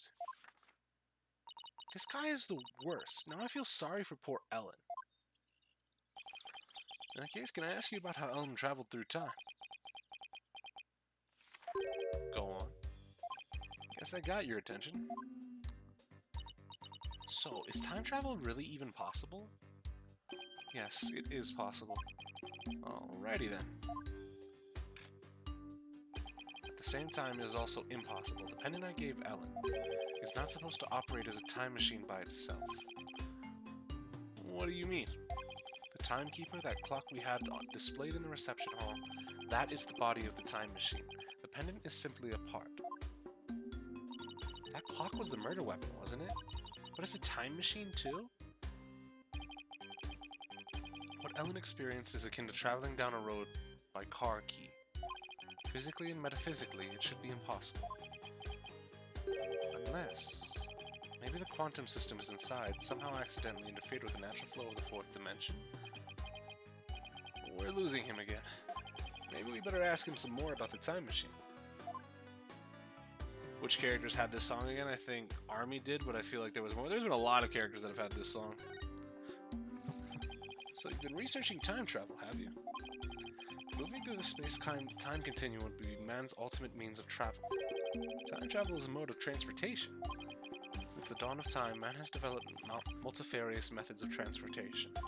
Horses, steam engines, gas engines, airplanes, spaceships, but they are all fundamentally similar in that they constitute three-dimensional movement. Travel through the space-time continuum would shift mankind into a new paradigm. I don't know why, Nick, but I'm starting to get awfully sleepy all of a sudden. For generations, Sprocket Aviation has advanced the development of transportation. Therefore, it's only natural that I would research time travel as man's next great leap. Is he all done?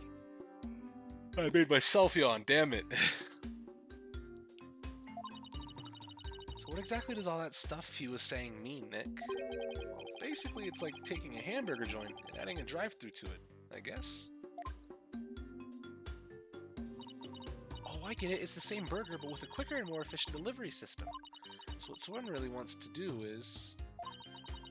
launch humanity into the future. Launch, not lunch. Ooh, pen spinning, hold on! But do you really believe that time travel is possible? It only becomes truly impossible when man has stopped daring to believe. Besides, time travelers do exist, you know. Method acting, that's why we've been yawning for the last 2 weeks for that one moment. Yeah, I knew in advance. I was the person that time traveled. But you wouldn't understand. Did you hear that, Nick? Time travelers really do exist. All I know is Soren isn't the easiest guy to wrap your head around. Oh, I don't know. I kind of like the way he talks. It's full of hope for the future. He's more passionate than I thought, too. When it comes to inventions, anyway. Yeah, his apparent lack of concern for Ellen is troubling, though. So, I hear that the rest of the Sprocket family was opposed to your marriage. What are your thoughts on that?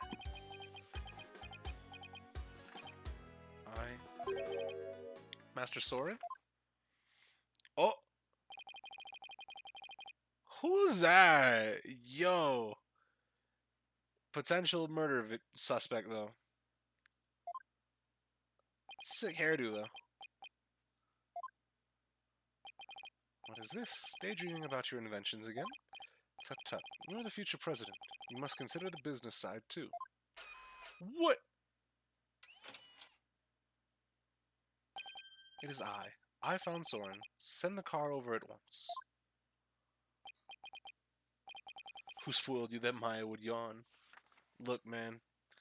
I had to keep it under wraps for so long. You have no idea how long I waited knowing that Maya would yawn in the 6 games DLC chapter. Oh, Master Soren, you do give me quite the headache at times.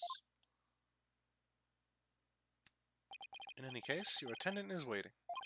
Please go to him now.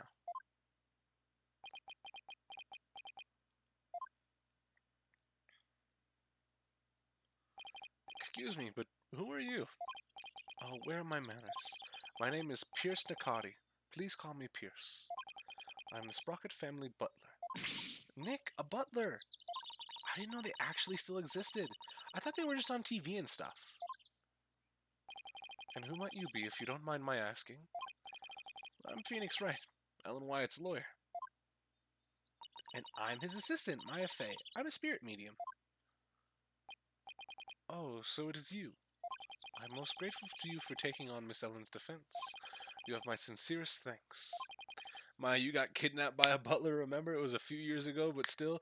I mean, if you want to get technical, she got kidnapped by a serial assassin who was masquerading as a butler for... But no, she got kidnapped by a bellboy, if we want to get hyper technical. She was held prisoner by a butler, but she got kidnapped by a bellboy.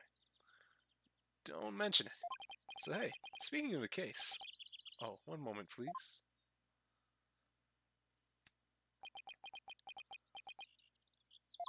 Wow, what a beautiful pocket watch. Oh, this? It's just a bit of good luck charm. That's one expensive good luck charm. I guess it makes sense, knowing that time is pretty important in his line of work. So I guess that pocket watch is as important to him as my attorney's badge is to me. There is little time before I must attend to Master Soren again. Why not come to Sprocket Manor? Huh? You mean to Soren's home? As a token of appreciation for taking on Mrs. Ellen's defense, I would like to serve you some delicious tea and refreshments. Oh boy, Nick, a fancy high society tea party, with high-class snacks and everything. And what about the investigation? Are you kidding? What better place to investigate than Soren's house? I don't know. Do you really think his house is going to give us any new leads? Of course it will. I say we take the butler up on his kind offer and go to Soren's place. Alright. You win. Very good. To Sprocket Manor, then. Very well. To the foyer. September 21st, Sprocket Manor, foyer. Y'all just hanging out down here?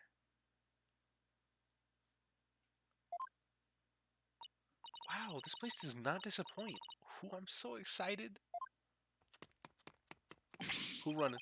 Oh, Maya. Slow down, Maya. The mansion isn't going anywhere. Now then, we won't have to worry about anyone untoward eavesdropping here. I take it you wanted to ask me some questions. Huh? That's why you invited us here? I'm sorry to have tricked you like this, but it is a murder after all. I couldn't talk openly about it in public and risk sullying the Sprocket family's reputation. Aww, and I was really looking forward to all those fancy snacks, too. There, Maya. Don't cry. This Pierce guy is one shrewd man. Hey, Nick, look at that cute vintage radio. Radio? Oh, that thing over there under the stuffed bull's head. I want to take a closer look. Maya.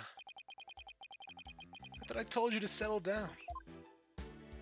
I'm sorry. Not to worry.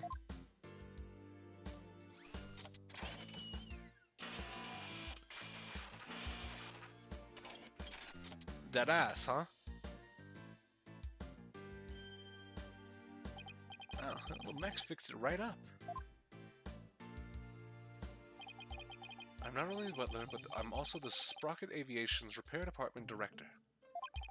One might say that patching things up is my specialty. That was incredible! So what is that little doohickey on your shoulder anyway? Fucking with the steampunk aesthetic is pretty neat. I'm not a big steampunk head, I guess. But, like, it is pretty cool. It's my fixer-upper shoulder mech. Master Soren made it for me. It has too many features and functions to effectively enumerate at the moment, though. That's so cool. I wish I had one of those. Fixing things is a simple matter, but fixing people is a different matter. Even a skilled physician can't bring back the dead. Oh, but forgive me. I seem to have gotten sidetracked. You must be in shock over Mr. Gloomsbury's death. Still, I do need to ask him some questions about the case, not the cause. I should take a look around and see what I can find out while I'm here, too. Alright. If you'll move for just a minute.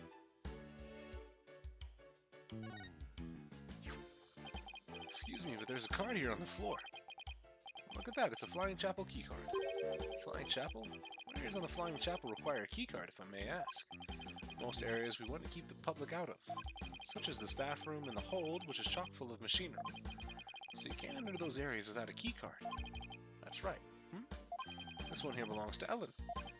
Wait, what's Ellen's keycard doing here? Did Ellen come back here after the incident occurred? I don't believe so, and she was arrested by the police straight away this morning. Although there was a strange man with a gaudy jacket in here earlier. Was that man Loris Donim, wearing a beret by any chance? Yes, he was, as a matter of fact. He was also wearing sunglasses and a fake mustache. They know your mustache is fake, Larry. Everybody knows it's fake, Larry. I knew it. The only question is, what was he doing here?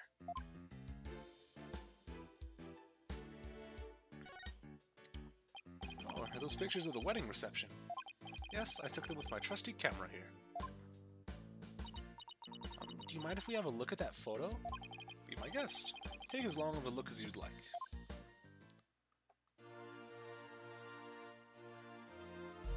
Okay. Well, what do you think of this gorgeous dreamscape? I think that the lantern on the left is intact right now, and the fog machine is working.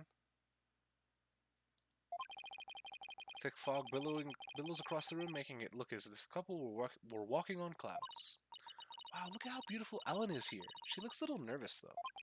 She does, doesn't she? Hey, look, there's Pierce. Really? Where? Phoenix. Right there, behind the sweetheart table. So in close proximity to the murder weapon. Hey, you're right. I bet he was there attending to the happy couple the whole dinner. So, what do you think, Nick? Does anything in this photo stick out to you? No, not at the moment, anyway. Photo of the reception added to the court record. Well, it's important, at least. Hey, Nick, if Ellen really did travel back in time, do you think this photo is of the second reception? You know, after the time jump? I wonder. Excuse me, sir? Yes, can I help you? Ellen told us she traveled back in time. Yeah. We're gonna get a whole lot of places with that, aren't we? What's going on, Sosa? Would you happen to know anything about that? Oh, no, I haven't the foggiest idea of what you're talking about. Clam up faster than the clam. Good shit, Phoenix.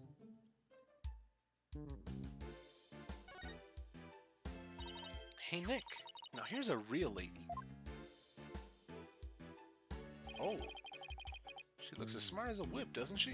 I wonder who she is. We didn't see her on the airship. Well, we've got a picture of that pocket watch. So, potentially Soren's mom. We haven't seen Soren's parents. And they were talking about he's the son and the successor of the next president. They didn't list the president's gender. So, president.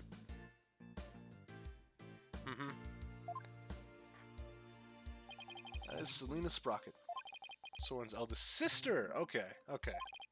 Beautiful and capable, she was a great lady. Soren's sister. I think I see the resemblance. Maybe I'll show Pierce this photo later and ask him about her.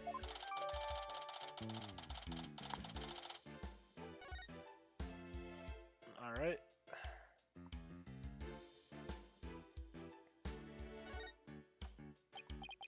Oh, it's the bridal bouquet. Hey Nick, how about I throw it? And you try to catch it? Why me? Just because. I bet you look hilarious flailing around trying to grab it. But doesn't tradition dictate that it's the ladies who go after the bouquet? Who cares? Just catch it. Here. Maya. Ow! Hey, you threw that right at my face. Oh, you don't want to catch that bouquet. Trust me. Why not? They say it's bad luck to catch the bouquet of a marriage that doesn't last. But I already caught it. Whoops, too late now, Nick. Maya. God damn it, Maya.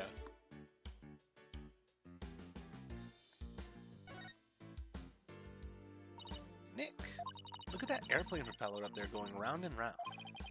See, we got an aviation thing going on. Makes sense for an airline family. I wonder if it doubles as a fan. Ooh, what if the rest of the plane were on the other side of that wall? And the wall would open up so the plane could take off in an emergency.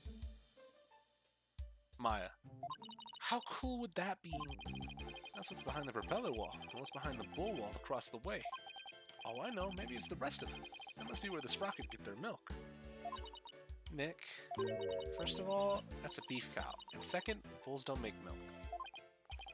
What?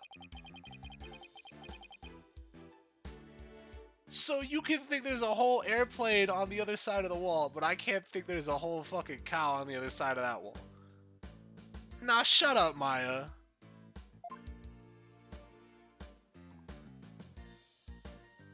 I'm still on the vigilant lookout for ladders and things of the like. Don't you dare touch that radio again. It looks like an expensive antique. What are you worried about? If it breaks again, Pierce will just fix it up again. I really hope he's nice enough to waive the repair bill. Alright. What's up, loser? Wanna talk about your girlfriend? Pierce, the woman in this photo is Soren's older sister, Selena, right? I don't think we've met her yet. Yes, about that. He seems hesitant all of a sudden. Did you examine the bull as well? I believe I did. Did you tell us about her? Alright, very well. She's a big part of Master Soren's past, after all. Soren's past. Alright. We've already searched here, but it never hurts to take another look around. Bull. A bull. Come to think of it, there was a bull logo on the side of the Flying Chapel, too. The president of the company must have a thing for cattle. Bull is the symbol of Sprocket Aviation. To be as strong and as steady as a bull. That's the company creed, you know. Probably for all the back-breaking labor they put their employees through. By the way, that bull logo on the Flying Chapel, the one with the rainbow wings, his name is Rainy the Rainbull. Get it? That's stupid. I get it, he's a rainbow-colored bull, so he's a rainbow, right? What a memorable name, huh, Nick? Yeah, for the lameness of the pun. God damn it. I could have went my whole life without learning about Rainy the Rainbull. About the incident Miss Ellen was arrested. Oh, about the incident Miss Ellen was arrested for. Do you think she did it? Well, I can't prove it yet, but no, I don't think she could have done it. I guess you could call it a gut feeling. Ace Attorney calling out lame puns. Yeah, could you imagine? I see. I guess we have different opinions then. Do we now? The prosecution says that when Bloomsbury attacked Miss Ellen, she fought back and ended up killing him. I agree with this perspective. Or rather, that is the consensus of the entire Sprocket family. Even so, I heard an interesting story from Chief Prosecutor Edgeworth. I heard that the Sprocket family had tried to pressure the prosecutor's office into burying this case.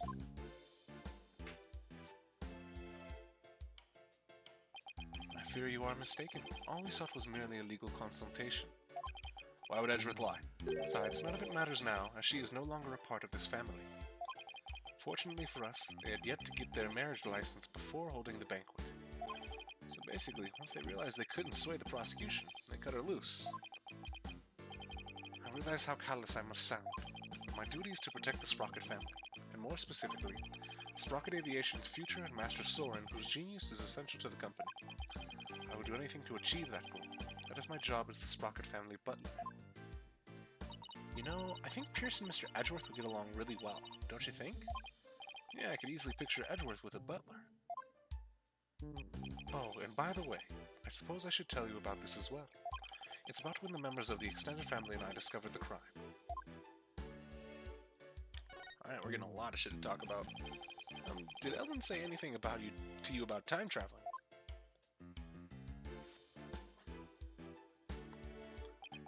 She must have been delirious. There is no need to take such a claim seriously.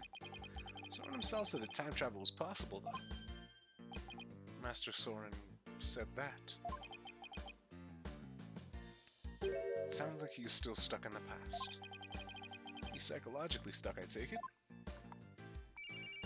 Oh. Who's calling?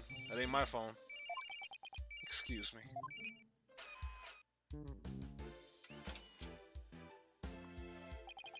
What is it? I see. I believe I told you the madam will be having milk tea. Still, have lemon slices at the ready, just in case. We must not disappoint her, understand? You sure are busy. All in a day's work. Still, we really do need Master Soren to start focusing on the business side of things soon. Soren's passed. Master Soren will become the next president of Sprocket Aviation. However, that wasn't always so. Miss Selena Sprocket, Master Soren's elder sister, was next in line. And she's gone now, right? So why isn't she becoming the next president? Tragic accident, murder? Because she died in a car accident. What? I had no idea. Actually, Master Soren was also in the car with her at the time of the accident. Oh. Oh no. And Soren is actually just the fucking sister. Oh no. It's 2-2 all over again. Losing the sister he loved right before his eyes devastated him.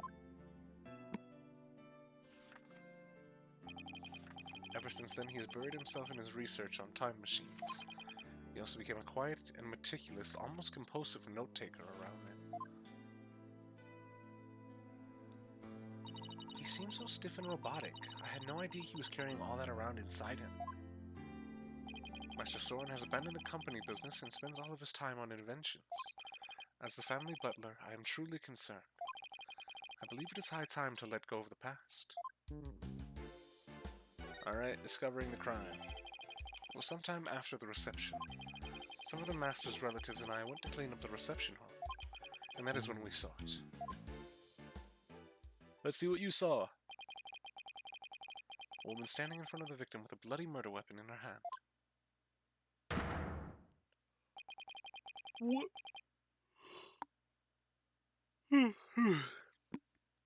It was none other than Miss Ellen.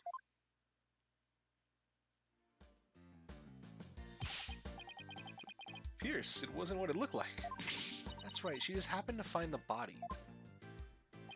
I do not know what Miss Ellen has told you, but what we witnessed was unmistakably the moment immediately after the deed had been committed. And that is what I told the police who came in response to my call. I see. Okay, so he's the one who called the cops. Hey Nick, what are you doing here? Hey Larry. Larry. Oh man, that gave me a heck of a hard time. Larry, what are you doing here? I came to promote my new character, Q Piglet. I was hoping Sprocket Aviation would do some kind of tie-in with it for me. Wow, I didn't know Larry had such an aggressive businessman. Oof. You could learn a thing or two from him, Nick. Why don't you promote your agency to them? Now isn't exactly the time for that, in case you haven't noticed. See, and this is why you'll never be rich. Actually, Larry, I've been meaning to ask you something. You were on the Flying Chapel yesterday, right? Huh? Was I, what were you doing there? Nothing. Whatever it was, I bet it wasn't anything to be proud of. But never mind that. Did you see anything that had to do with the case? Scratch that. Let's start with you. You weren't involved in this case, were you? Soren Sprocket, let's remove that mask. Meeny miny! Wouldn't got away with it for you meddling kids in that Mr. Hat. Larry? Where are you running to? Hey, he took off. I just knew it. When something smells, it's usually the butts. Come on, Maya, after him. Oh, are you leaving so soon? We have to run. Thank you for making time for us. I know you have to investigate, but please try to spare the family's feelings as you do. Yeah, of course. Alright, so... Did he run all the way back to the fucking mooring dock then?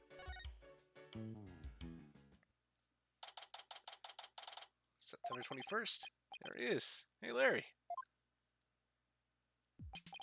Hey there, friend. Fancy meeting you here. There's nothing fancy about it. All we did was follow you. So tell me, Larry, why did you run away like that? You know Phoenix has psychic lie detection? Then why would he even bother trying running? Phoenix saw the fucking, like, the locks pop up as he was running away. Like, oh, there it is. I see one. Huh? Me? I don't know what you're talking about. A bolt of inspiration for my new picture book hit me and I had to run is all. It was like a cupiphany, you dig? Right. He's just going to keep playing dumb, isn't he, Nick?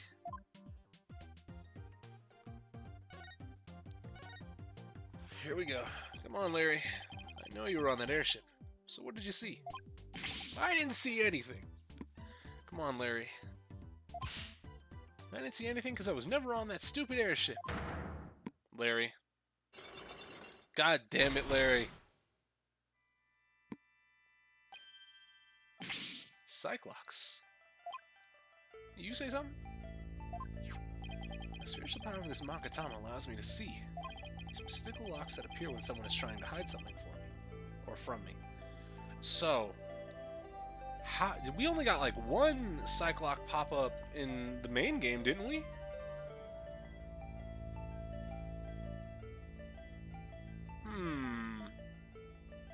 Is that my nigga Larry? What's up, Kid Specs? Of course it is. They're called Cyclops, and when I see them, I simply tap the Magatama to try my hand at breaking them. If I can unlock them, I'm sure I should finally get a straight answer out of it. Take that! Magatama time, pussy.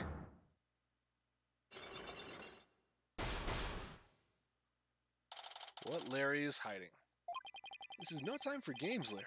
I will find out what you're hiding. I'm telling you, Nick, you've got it all wrong. I've got nothing to do with this case whatsoever. Oh, come on, Larry. Even a baby could see through such a blatant and obvious lie. Nothing whatsoever, huh?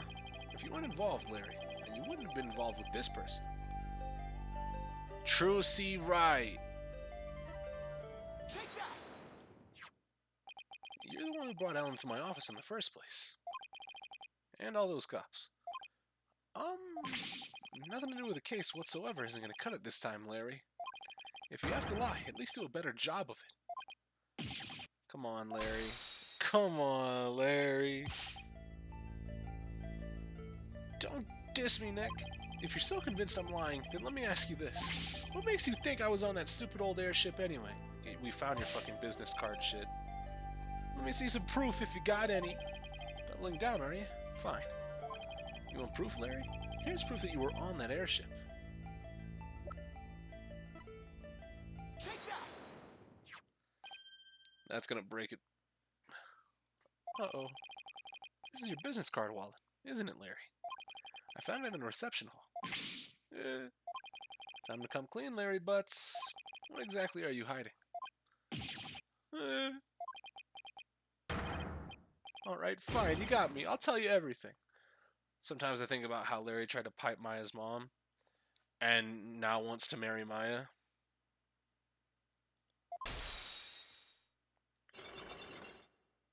Unlock successful. Alright.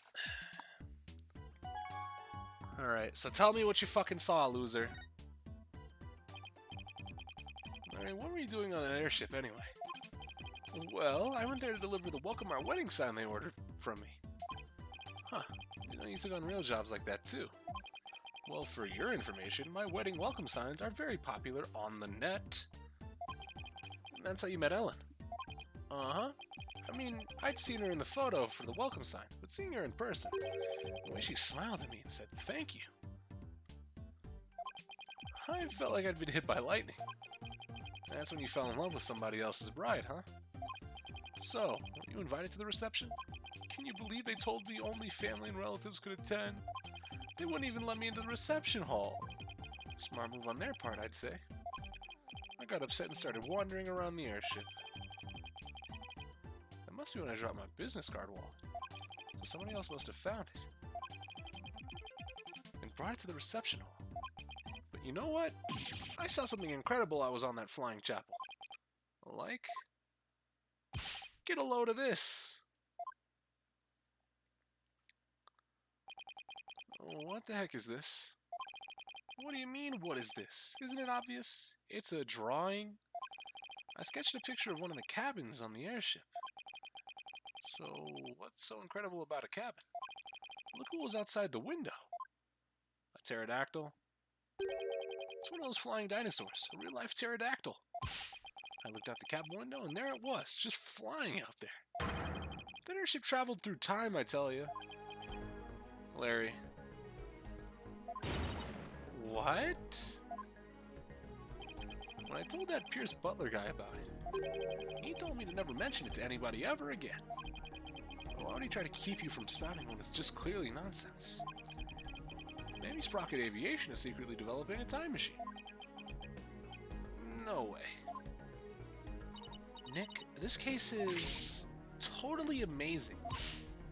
Was he lying on his bed again and the pterodactyl's upside down? Yes or yes? Yeah, he was lying down. It didn't really look like a pterodactyl. Larry, you didn't tell Mr. Edgeworth about this, did you? Of course not. And he would just roll his eyes and think I was off my rocker.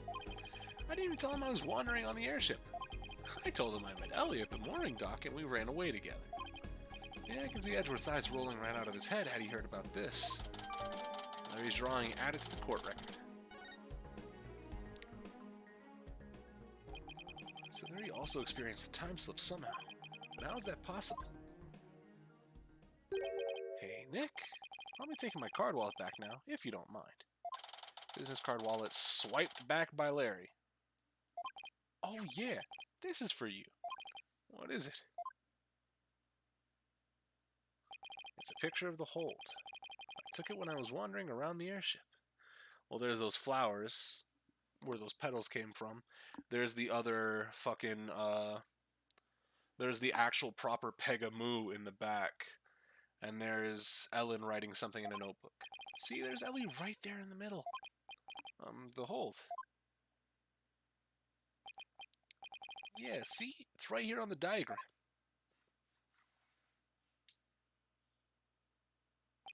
Okay, so now I know where the hold is. What was Ellen doing there? Well, they were using it as a prepping area for the reception. I see. And around when did you take this? Before the reception. I took it while Ellie was still getting everything ready. So it was taken before the incident occurred. I don't know if it'll be any help, but thanks for this anyway. Photo of hold added to the court record. By the way, Larry, I heard that the door to the hold is controlled by a security system. So how'd you get in there? That's a trade secret, can't tell you. And the hits just keep on coming. Well, I guess that's just basically a wrap on the investigation. Not quite, Nick. I want to meet Ellen, too. Oh, that's right. You haven't met her yet, have you? Okay, let's head over to the detention center then, so you can say hi. Alright. Detention center. Maya, yes, Kid Specs. September 21st, visitor's room. No, why? Please understand that this is Master Soren's best interest. Sounds like Ellen's busy talking with someone. Probably Pierce. Hey, Pierce. The next president cannot be married to a criminal. It would disgrace Sprocket Aviation. Miss Ellen, I need you to forget about this marriage. Pardon us. If it isn't Mr. Wright. So, their marriage is definitely off? Exalted, what are you doing?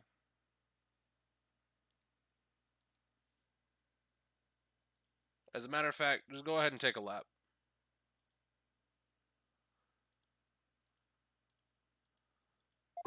We cannot have a criminal in the family. For the sake of Master Soren and the Sprocket family, this is what is best. No. In that case, what if Nick here proved Ellen's innocence? Then you wouldn't have a criminal in the family, right? I suppose you are right, but I'm afraid that will be impossible. That's not true, not for Nick. He may look like a nobody, but he can do some pretty amazing things. I don't take cases on lightly, so rest assured I will prove her innocence. Mr. Phoenix Wright, I understand your name is quite well known in the judicial world. For better or for worse? Pierce, I want you to promise me this. If I can prove Ellen's innocence, then you won't stand in the way of Soren and Ellen's marriage. Very well. But not even the most talented lawyer in the world can change reality itself.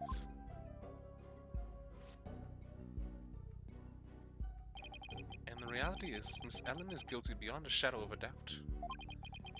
I believe that's where you're wrong, Pierce. I'm clean, I swear I am. Obsessively, compulsively clean. Just as clean as pure as this pure white dress.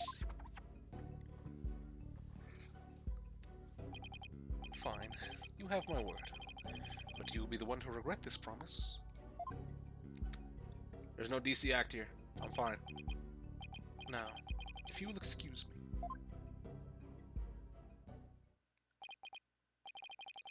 I have all the more the reason to win this case. Ellen, we finished our investigation. I'd like to talk with you about what we found. Maya quick as hell to jab on Phoenix? Of course. Maya just has to, right? Just has to jab a little bit. That's their fucking relationship. Nobody else has done it, and Maya's been gone for so long. And when we finally get back to Maya, like even in the fucking base game, Maya showed up for like fucking all of 4 hours to Phoenix because she was on trial for murder. Then she was channeling Dirk, and then she was just MIA for a little while. So yeah, we were finally getting back to the true dynamic. I just want to know why Larry called her in specific. I mean, granted, it's the only person that I think would be gullible enough to give Larry their phone number, but, you know, either way. Okay, so what did you find out? Alright. In the course of our investigation, we heard that you had been seen standing in front of the victim with the murder weapon in your hands.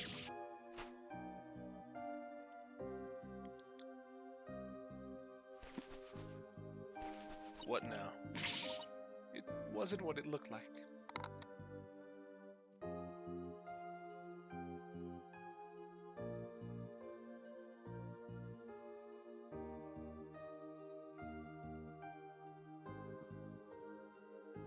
Sorry about that, my shirt was irritating my arm. It's true I was holding the murder weapon, but when I found him, he was already dead. I panicked, and I was hoping to go back in time again like I had done earlier. So I picked up the timekeeper from the pedestal and brought it over without thinking. You were so desperate you were ready to try anything, huh? Unfortunately, that sort of behavior makes you an easy target for the prosecution. No.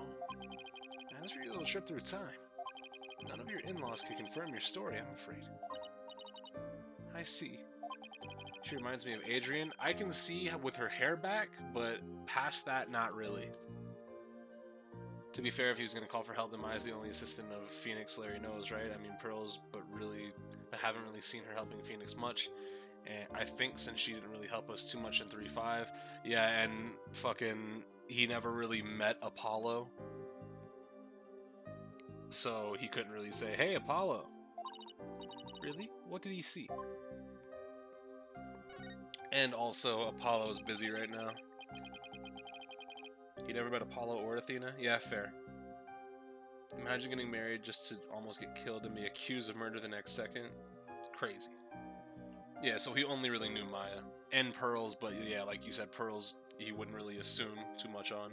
Because when he first met Pearls, she was 8. So there wasn't really too much for him to do. Well, no, Larry met him when she was 9, right? Or Larry met her when she was 9? Can't say I quite believe it myself, but Larry claims he saw something incredible. He claims he saw a pterodactyl flying outside the airship.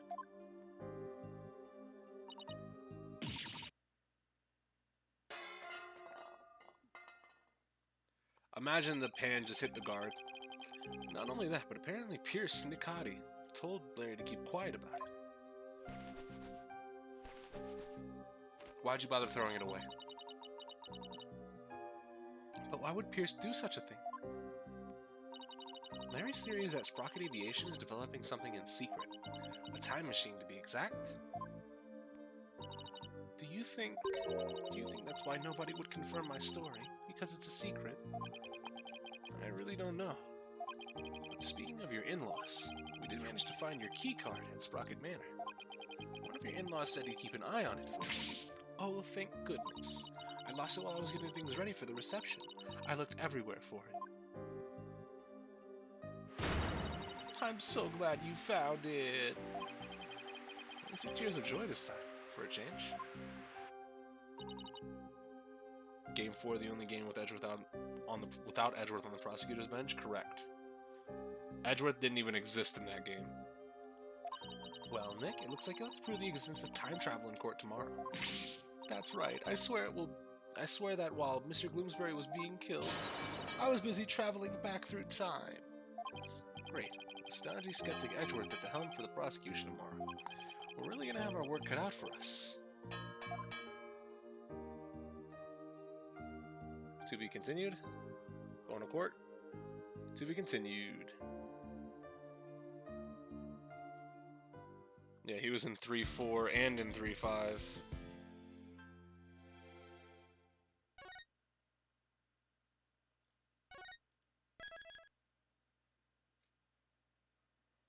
Alright, let's keep it moving. He didn't prosecute in 3-5 though, he defended. Yeah, but I mean, like, he showed up. Like, he didn't show up in any capacity in Apollo Justice. September 22nd, 8:45 a.m., District Court, Defendant Lobby number 3. If they don't have a "do you remember" joke in here, I'm going to be pissed. Good morning, Mr. Wright. Good morning, Ellen. I see you're still wearing your wedding gown. And I will continue to wear it until our marriage is saved. Oh, Soren!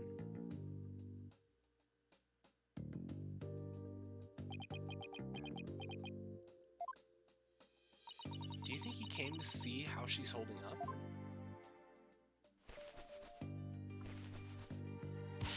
Soren, my love, you came all the way to the courthouse just to see me. Oh, Soren, I don't know what to say. Blueprints. Huh? The engine blueprints. I can't find them. Do you know where they are? Oh, they're in your room, third shelf from the bottom on the right-hand side. Ah, I see. We're going from not having enough Edgeworth in main game to main character Edgeworth in investigations, though I know Chris is going to be taking a break from these type of games. Potentially. Just because there's nothing much really past that. He's leaving already? Don't tell me he came just to ask about some stupid blueprints. Is he really that cold of a person? Or is that just how he comes off, I wonder? What about me, Soren?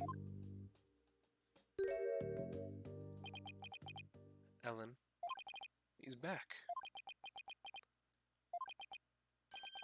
Come home soon. I'm lost without you. Yeah. Later. Looks like showing your vulnerabilities is the fastest way to capturing a woman's heart. You should take notes on this, Nick. Please leave me out of this. Anyway, it looks like Soren isn't big on words, but it's clear that he cares about Ellen. Knowing that, I actually feel kind of relieved. Fix yourself up.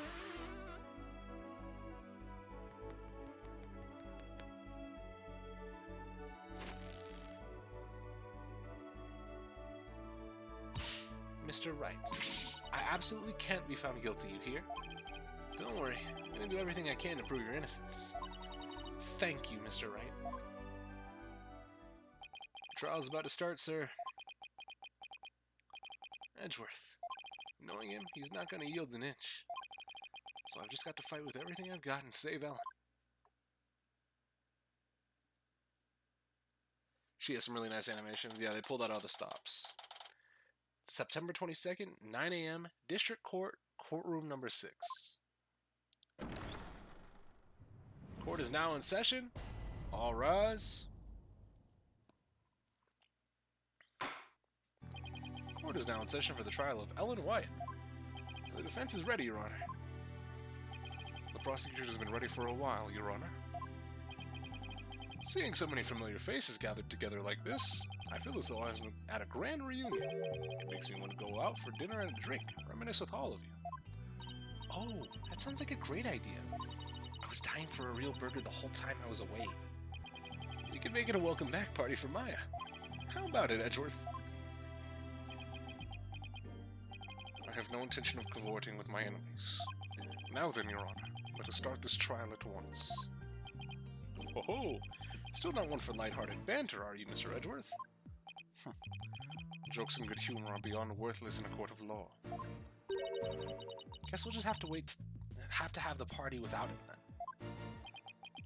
I like how the glasses are fucking Edgeworth's limiter.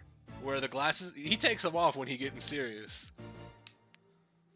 Ash turns his hat around in Pokemon, Edgeworth removes the glasses. However, word after the conclusion of this trial, I might consider joining you for your little welcome back party. I wouldn't certainly mind an invite at the very least. He's still as emotionally constipated as ever, I see. Miles, please come eat a burger. Eat your fucking hamburger, Miles. Now then, Mr. Edgeworth, if you could please go over the details of this case for us. The victim was Dumas Gloomberg, a servant in the Sprocket household. He was in attendance at the wedding reception that occurred from 7 to 10 p.m. Mr. Gloomsbury apparently felt some animosity towards Ellen Wyatt, and so, a bit after the reception ended at 10 p.m., he assaulted Miss Wyatt with the intent to kill her. The defendant fought back and ended up killing Mr. Gloomsbury. In other words, it was justified self-defense, correct? If that's the case, the defendant might not be criminally responsible. He's right. Worst case scenario, I could go for self-defense to avoid the criminal charge. I wonder how Edgeworth plans to counter that, though.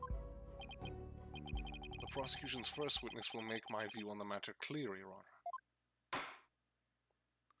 Who's the first witness? Very well. Bailiff, please bring in the first witness. It's Emma. Nice. Hey, Emma. Please state your name and occupation, witness. Emma Skye, forensic investigator. There you go. Name, occupation, first foremost. Don't gotta say shit. I'd just like to say, sir, that being in the same courtroom as you is a great honor. Oh yeah, I forgot she's a fucking Miles fangirl. Oh, that's right. You're a fan of Edgeworth's, aren't you, Emma? We're good friends and all, Mr. Wright. But just this once, I intend to faithfully and fully testify for the prosecution. And I do mean that wholeheartedly. I expect no less from you. Yes, sir. I'm gonna do my very best. Looks like you lost the popularity contest to Mr. Edgeworth, Nick. I really could care less. Couldn't, Phoenix, couldn't care less. Besides, she'll see who's the better lawyer once I win this trial. Yeah, maybe then you'll actually really care less. Okay, good call out, Maya. Now then, Detective Skye, if you please. Witness testimony. Rundown of the case. The murder weapon was a clock called the Timekeeper. The victim was hit from behind, and he fell right over, right into the lantern. The defendant was spotted then, standing in front of the body holding the murder weapon. The victim was struck twice, by the way. Okay. He was struck twice. That's right. There's no mistake about it. The first blow was to the back of the victim's head. It was hard enough to knock him unconscious. Yet, despite the fact that he had been immobilized by the first blow, the defendant delivered a second, fatal blow to the side of the victim's head. Which means, what exactly? There it is. Smug head shake. I figured it would go right over your head. Let's put it this way. By striking the victim a second time, the defendant killed her last chance to escape from any criminal wrongdoing. She did, but how, Mr. Edgeworth? Well, after you immobilize somebody, it's not really self-defense anymore. Then it's just murder in the first. The defendant may have been fighting back because she was being attacked. However, she then went to deliver a fatal blow to the man who was already fully unconscious. Nick, is he saying what I think he is? I don't feel so well. And thus, Mr. Wright, has justified self-defense been removed from the table? The prosecution intends to prove the defendant killed the victim with murderous intent. Allow me to belatedly submit the victim's autopsy report. Bow.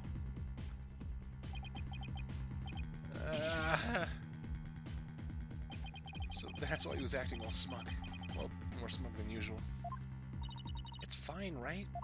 It's not like we were going to plead self-defense anyway, right? Right, but now the judge has a negative impression of Ellen.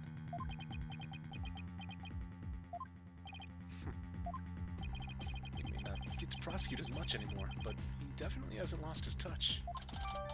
Autopsy report added to the court record.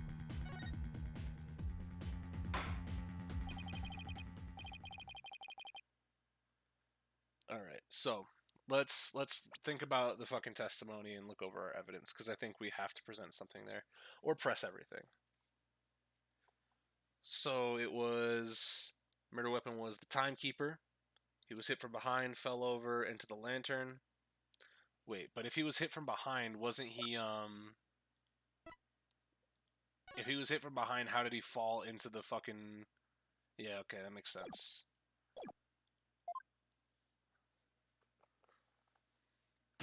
Cross-examination time. Run down to the case. Let's get it for the one time, Phoenix Wright. Objection. Go. Objection! Yeah. Detective Sky, I'm afraid I have to apologize in advance.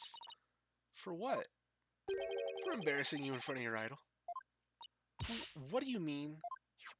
If you take a look at this photo of the crime scene,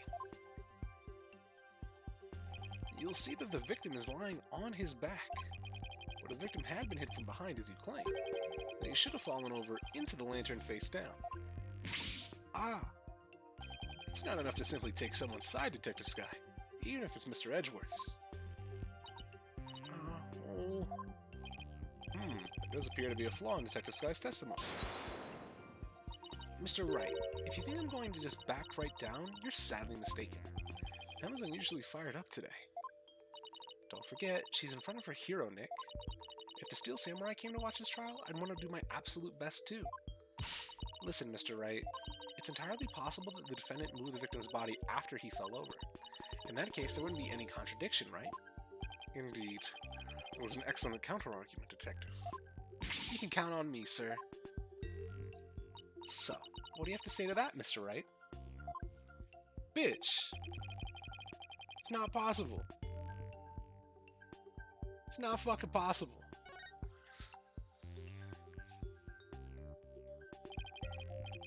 Sorry, Detective, but there's no way the victim's body was moved after his death. Oh, really? And what makes you so sure?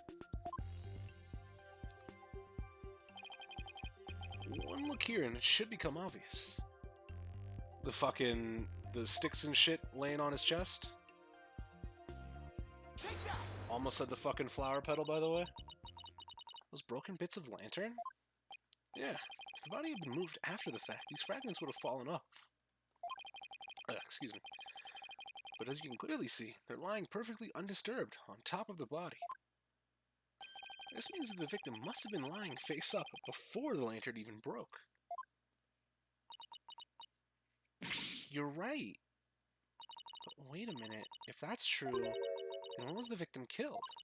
I mean, the lantern was still whole during the reception, right? Right, which means we just overturned a major assumption about this case.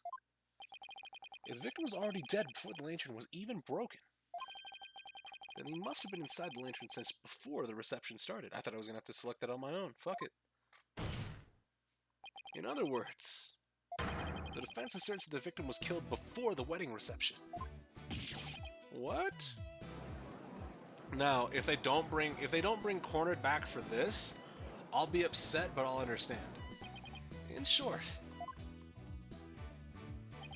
when Miss Wright was seen standing in front of the body after the reception, it wasn't a moment just after the murder was committed. It was the moment she happened to discover the body, just as Miss White claims. Ah. Objection! Yeah. Whether the act was committed before or after the reception is entirely inconsequential. After all, it was the defendant who prepared the reception hall for the event in question. Therefore, when the murder occurred, changes nothing with regard to her guilt. She could have killed the victim before the reception, as you claim, and then tried to hide his body in the lantern after the event ended. Objection! Sorry, but that doesn't make any sense. I mean, where would the body have been hidden during the reception in your scenario? They brought back Corner for that one little scene in JFA. Yeah, and they also brought it back in... Did they bring it back in Trials as well? I thought they brought it back in Game 3. But yeah, they definitely brought it back for that scene in Justice for All. Much to my dismay. Even you have to admit, Mr. Edgeworth, that this has opened up a new possibility. To explain, Mr. Wright. Well, Mr. White didn't commit a crime in the reception hall. And that means someone, somewhere, put the victim's body into the lantern. I suppose that makes sense. A dead body couldn't have put itself in there. Exactly, Your Honor. In other words, if the murder actually occurred before the reception, it opens up the possibility that he was killed somewhere else. If the body was hidden inside the lantern, then it's possible that the body was moved along with it from somewhere else. Ooh, you're right. You can run that mouth of yours all you want. But do you have any evidence to support what's coming out of it, Mr. Wright? Of course I do. I think the answer lies in that piece of evidence, and in something that was left at the crime scene that will point us to where the victim really was killed. The flower petals. I almost said the feathers. In that case, what proves that the lantern and the body were moved from somewhere else? The same fucking photo? Take that! Photo of the victim again? Yes. I'd like the court to focus on this thing, right here. Now the question is, like, all of these flower petals have to work, right? I'm gonna go for the one on his thigh. Take that! I assume all of them work, though. Flower petals, Mr. Wright? These petals are from a kind of flower that were not present in the reception hall. This means they must have gotten into the lantern while it was somewhere else. And just where do you propose this somewhere else to be, Mr. Wright? The fucking hole, dumbass. I propose that this piece of evidence will tell us where these flower petals came from. Take that! Please take a look at the flowers in this picture of the hold. Now, notice how their petals are the same shape as the petals in the crime scene photo. Yes, I see. They do look to be from the same kind of flower. Objection!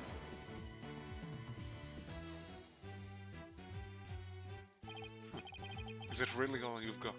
One thing I want Miles to do, I don't know if it's something they could have done or not, but I don't remember his reading sprite all that well, but I would like to see him put his glasses on if he has to read from a piece of paper. A flower is a flower is a flower. They're all the same. I would hardly call what you presented compelling evidence. I don't think I got further than Emma's testimonies. When she's out of here, I sadly have to be fair enough. I'm afraid I couldn't disagree with you more, Mr. Edgeworth.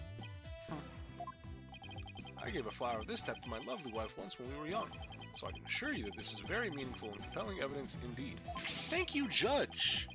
The soundness of my judgment in this matter is backed by nothing less than pure love. But, Your Honor... Let it go, Mr. Edgeworth. It's clear you don't know much about flowers. It's not like you have anyone you'd actually give any to, after all. Phoenix, there was absolutely no need for that. How about you calm down? Maybe you should study up on them, just in case the opportunity presents itself.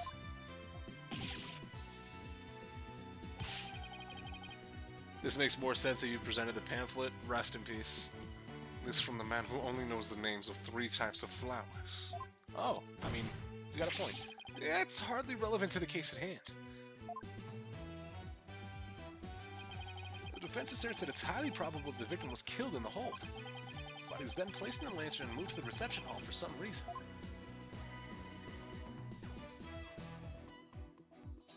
It would completely destroy the prosecution's case.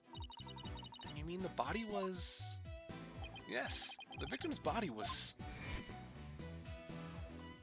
inside the lantern during the entire beautiful wedding reception, while the defendant and her betrothed were celebrating their love. What?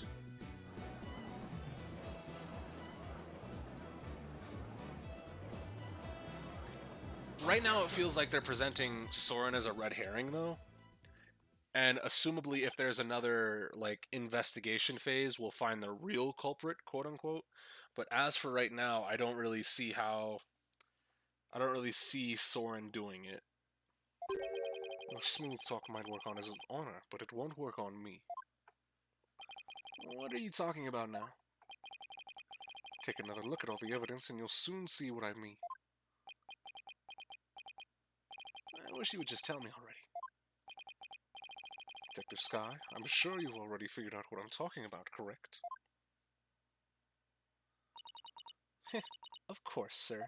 Mr. Wright is the only one here who hasn't. Yo, how about you just calm down? Why don't you leave this to me, Mr. Edgeworth? Very well. Let's see what you can do.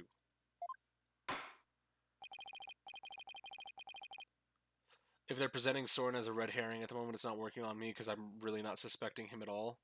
I mean, it's a weak one, but he's the only one that, with the current like list of suspects that we have named, he's the only one that fits. Right? Like, obviously the murderer can't be somebody that you've never like that doesn't have a name, right? That hasn't been the case. The murderer's always been named somebody that we know well before that we go into indicting them of murder.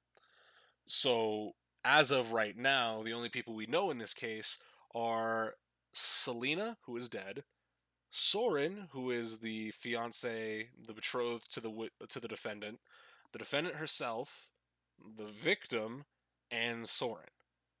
And Larry, but Larry. Those are the only 6 people that we know are truly involved in the case that have been named. So that's out of the people presented, Soren seems like the most likely one out of those 6. Considering one is dead and one is Larry. Imagine if Larry did it, my god. Yeah, that'd be insane if Larry Butts committed murder. Detective Sky, please give your testimony to the court.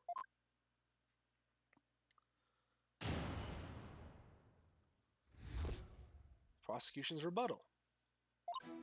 Victim could not have been killed before the reception.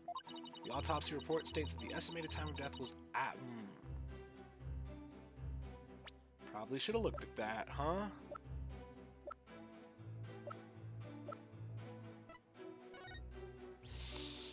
Ten to 1. Cause of death, cerebral hemorrhage from a strong blow to the head. 1 contusion was found in the back of the head and 1 was found on the side. The blows were caused by the same weapon. The butler seems suspicious to me. At least he's holding back something. Of course he's holding back something. And obviously what that means as of right now is that he's hiding something that he doesn't want us to find out about Selena. But that doesn't necessarily mean the butler did it, right? And that's what I mean. Like, he's definitely got some suspicion on him. But that's about all that there is to him, right? He's suspicious, and that's the full stop of the sentence. He's suspicious. And that estimated time of death is correct. There's no way it could be wrong.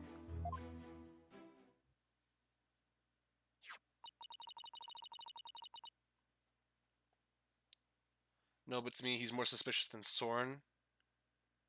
Oh, no, not Soren. I'm every time that I've been saying Soren is fucking... I've meant to be saying Pierce.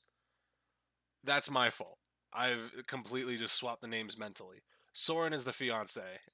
Pierce is the one that seems like the red herring. Excuse me. That's my fault. And that completely contradicts your claim. I guess so. Tell me you at least took a cursory glance at the autopsy report, Mr. Wright. It appears you've grown rusty since our last outing. Might I suggest you go back and brush up on the basics? This is proper Edgeworth. As Edgeworth appeared in Dual Destinies, that was not real. This is real Edgeworth. Real Edgeworth hours. Sure, though I must say, you're as cocky as ever, Mr. Edgeworth. I beg your pardon. What are you trying to say, Mr. Wright? I'm just saying that I'll go back to basics. That's what Mr. Edgeworth wants. I was really confused. Soren is a red herring. Meant to say Pierce. Pierce is a red herring. Yeah, that's my fault. Fucking mixed them up the entire time. I'll prove how badly he was underestimating me with a good old-fashioned cross-examination. Very well. Let's see you put your money where your mouth is, Mr. Wright.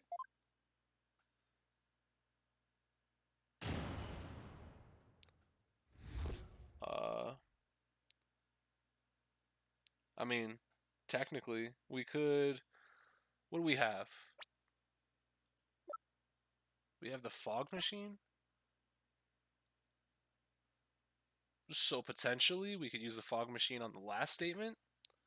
The estimated time of we could press. There is literally no anything bad that we get from pressing, and we get possibly more Edgeworth dialogue. Why would I not press? You sound pretty certain. You must have some solid grounds for making that claim, right? Of course I do. And you're going to feel silly when I show you what they are. Ready? Feast your eyes on this. The autopsy report well, that was awful. I've read the autopsy report too, you know. Then you don't need me to explain it to you, right? How there's no way the victim could have been killed before the reception, I mean? Detective Sky, I think you've overlooked something big. I have? Why don't you take another look at the evidence? But I've already looked at all the evidence, and quite carefully too, I'll have you know. Detective Sky, do not be taken as by his verbal antics. He is simply bluffing as always. No, Edgeworth, the fucking dry ice in the fog machine would have confused the time of death. Right, sir. IDK if this was intentional, but Emma is acting a lot like Gumshoe here. Yeah, I mean, I think that was the intended effect, because Emma was a big-ass Edgeworth fangirl when we first saw her in 1.5. Alright, Emma. Hate to make you look stupid again. Fuck, did not mean to click details. Present. Objection! I admit that the estimated time of death does contradict my theory. Finally, and that means your theory the victim was killed before the reception is still entirely plausible. Huh? What makes you think that? The killer could have falsified the time of death by using a certain item in the reception hall. Please take a look at this. I have no idea why they didn't just bring back Gumshoe for this case. Probably because they already had Emma modeled and had her animations good to go. And what is that contraption, Mr. Wright? It's a fog machine, Your Honor, used to create a special, romantic atmosphere in the hall. And this machine could have been used to falsify the time of death? Yes, Your Honor, because this machine uses dry ice to perform its magic. Dry ice? Yes, the super cold stuff commonly used to make theatrical fog, right? I see. So your claim is that this dry ice was used to keep the body cold. Damn. It's crazy that the judge got it before you did. Forensic analyst. In that case, I guess the victim could have been killed before the reception.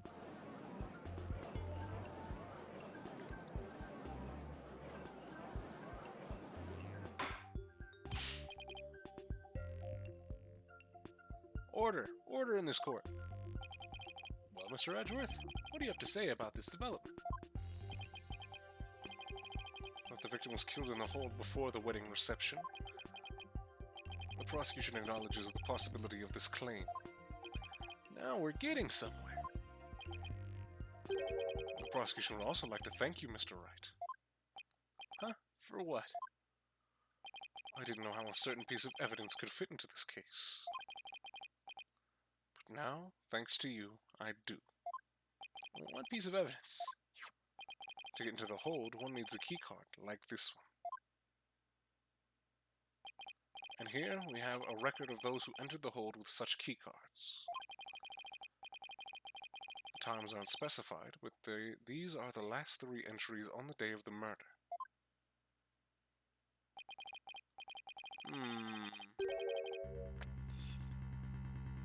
Huh. Is that a fucking... Is that the panel from the fucking... From the certain book that I think it's from, Kid Specs? Because Jesus Christ, who made that an emo and why? Is that a follow-up to your duct tape or a black hole statement, Stars Man? Uh-oh. Uh-oh. You just might want to run, Stars. All things considered, it's not a good look for you in here. It's not safe for you here, boy. Go home. Alright. And as you can see, the last person to enter the hold that day was the defendant. What? So the one who moved the body out of the hold must have been... That's right. It was none other than the defendant. Well, she didn't have her keycard, so...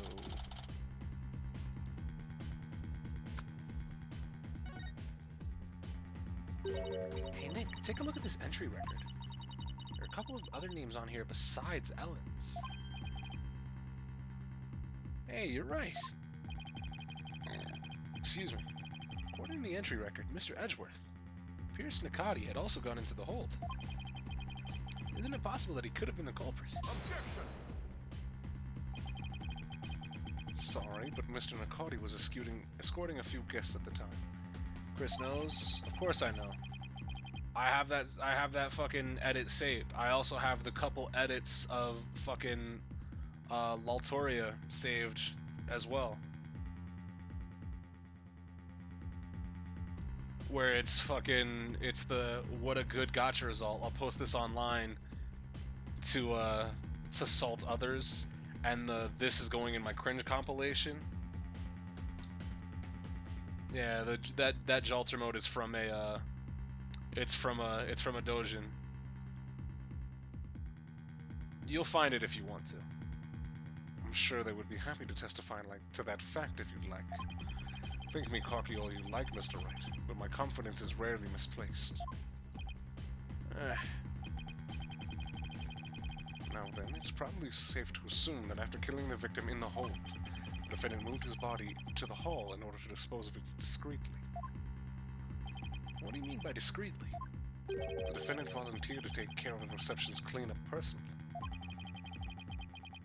That means she would have had the chance to dispose of anything in any way she wanted, including taking the lantern off the airship without raising any suspicion. Don't tell me you didn't know about Miss White volunteering for cleanup duty, Mr. Wright. You'll never catch me, for I have done nothing but own a roll of 2 of duct tape. I mean, and use them in nefarious ways. Or say that you were going to use them in nefarious ways.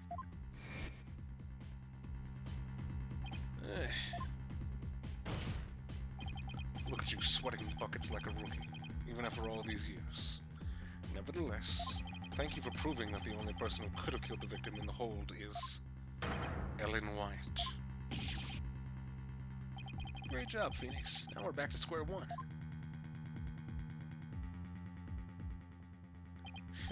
Perhaps you should ask Miss Sykes for some help in reviewing Defense for Dummies. Way to go, sir. You got Mr. Wright in a cold sweat.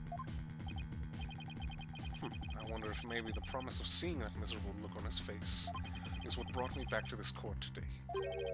It certainly made all of my stress and woes as chief prosecutor just melt away. I guess he had a lot of stress built up. I'll give him something to stress over before we're through today. Dog, you know normal people just use duct tape to fix their stuff that's falling apart, Stars Man? Yeah. Now, if I also own rope and or drugs, then I wouldn't be able to defend it. Jesus Christ. So you're saying you know exactly what you need in order to get away with it? Not a good look, Stars Man. Your Honor, the prosecution asks that you render your verdict at this time. Before that man over there tries to throw the court into chaos with his meaningless bluffs. I see, Mr. Wright. Are there any last meaningful bluffs you'd like to present to this court? Why does he have to assume it'll be a bluff? Nick, hurry up and throw a good one out there. I will.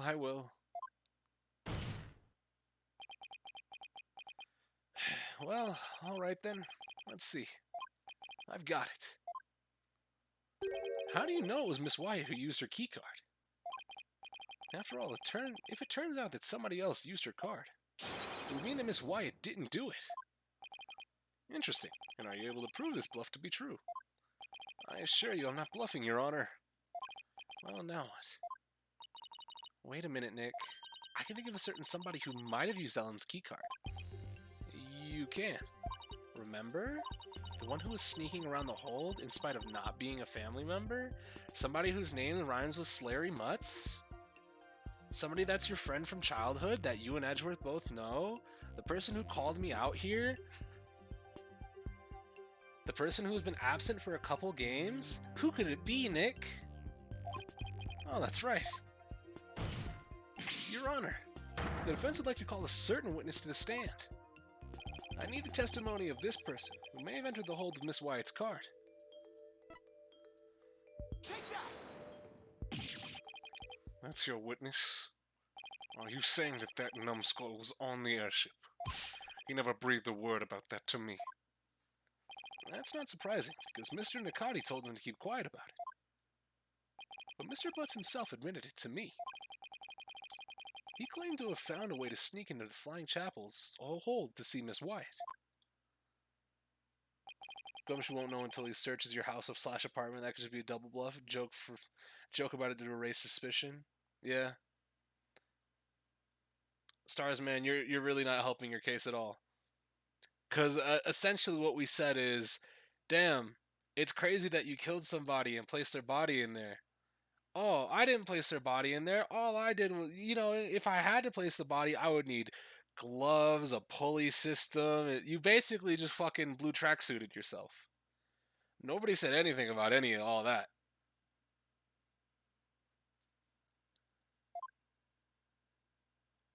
There wouldn't be a body? Exactly. That's why Aura's in jail right now. We've got him on the ropes, boys. Breakdown coming soon. Then it was he who moved the lantern with the body inside it to the reception hall. You know as well as I that with him, anything is possible. And this one possibility we should definitely look into. Look, here, new rule, okay? I'm not even going to type this one out. If I see anybody post this fucking four-piece shiz emote, I'm just going to ban you. Fair enough?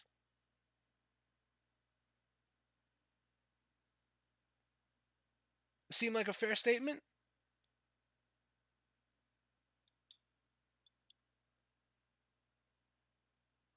And this is one possibility we should definitely look into.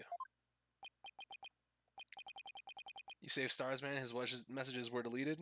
We know the sins of his... We know his sins. That's all. We don't need a record of it. He knows and we know, and that's good enough. I can't believe this.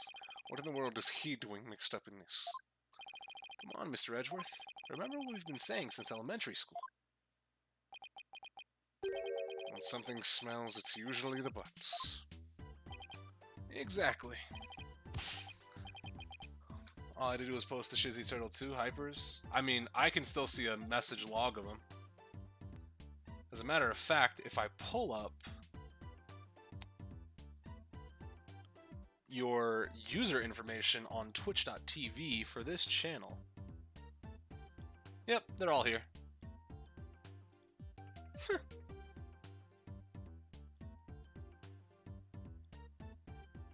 And all we gotta do is just hit the good print screen button, starting here.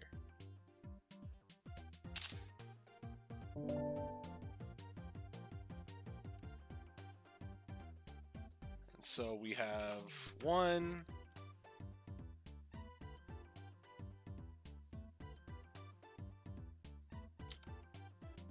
and we just need number 2.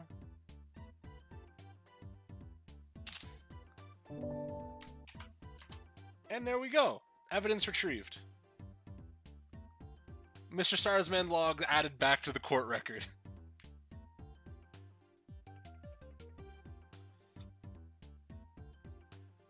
That Larry, he'll pay for this. Well, if you want to extract your payment now, he's right up there in the gallery. Yikes! Bailiff, seize the witness before he makes a run for it. No! Why does all this stuff happen to me? Sorry, Larry, but you brought this upon yourself. Let us break for a 15-minute recess. I ask that both sides prepare for the next witness's testimony during this time. Alright. September 22nd, District Court, Defendant Lobby number 3. Wow, it's been a while since I've had this much fun and excitement. Face off against Mr. Edgeworth? A harrowing tightrope walk for the defense. Oof, I'm exhausted already. Boss. Hey, Athena. I'm here for moral support. Athena, you're done practicing for Trucy's magic show. Well, to be perfectly honest, I sort of ran away. Trucy is gonna come up like in 5 seconds and just DDT you. That's because she was putting my life in danger, I tell you. I see. I think I'll have to have a one-on-one with her. You're really athletic and fit, Athena, so Trucy probably thinks she can run you ragged. That may be true, which is why not even Trucy can keep up with me when I run at full speed. Looks like you spoke too soon. Okay. Dog, she's gonna beat your ass. Uh-oh. Never underestimate the resourcefulness of a great magician. Huh? Magical girl Trucy Wright is on the scene. No. Now, Athena, it's time to practice human combustion magic. Go on, douse yourself in this gasoline. Yo. Dog. Trucy is way too fast. Go ahead, pour this gas on yourself. I'm gonna set you on fire. You'll learn not to run away from me, damn it. Although, funnily enough, all we need is Pearl to show up, and now we have all 4 of Phoenix's adopted daughters, right? And his adoptive sister, I guess. Don't worry, it's a magic trick after all, so it's perfectly safe.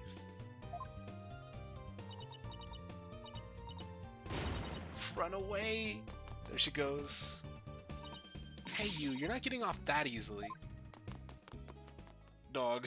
They get along so well, don't they? It reminds me of the good old days. You, me, and Pearly. Oh, and Detective Gumshoe. Can't forget. Name dropped. Where is he? We had all kinds of fun at the crime scenes back then, remember? You didn't mean to do all the serious investigating, as I recall.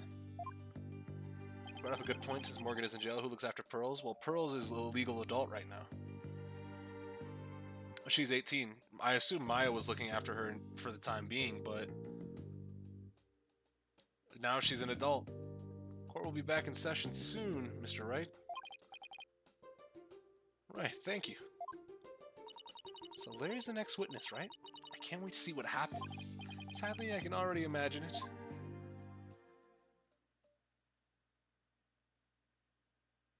I'll have to leave you now. This is my stopping point. Salutes nostalgia. The VOD will be here when you're getting past this. Courtroom number 6. Pearl is legal. Poggers? Don't poggers at Pearl being legal. Jesus Christ, what is wrong with you? Court will now reconvene. Nick, edgy! The 2 of you are gonna hang me out to dry, aren't you? No, not the both of us. Just Mr. Wright. Nick, how could you? I don't really think he did it, of course, but I'm gonna use whatever leads I can. Mr. Butts, there's a possibility you moved the lantern that had the dead body in it. So if you want to clear yourself of any suspicion, all you have to do is testify.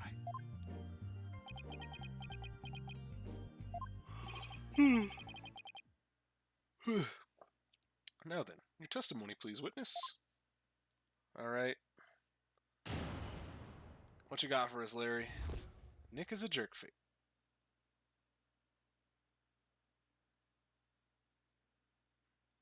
Ah.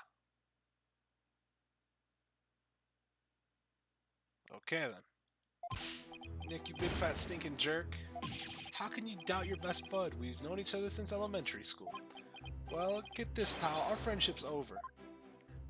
It's not a fucking testimony, Larry. Jesus Christ.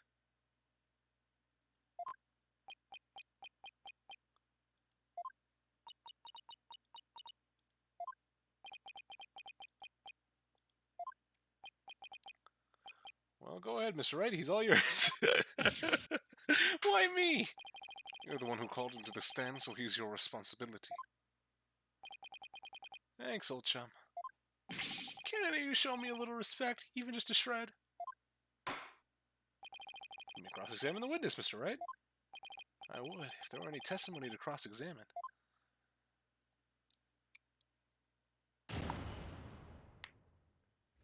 Well, time to press, I guess.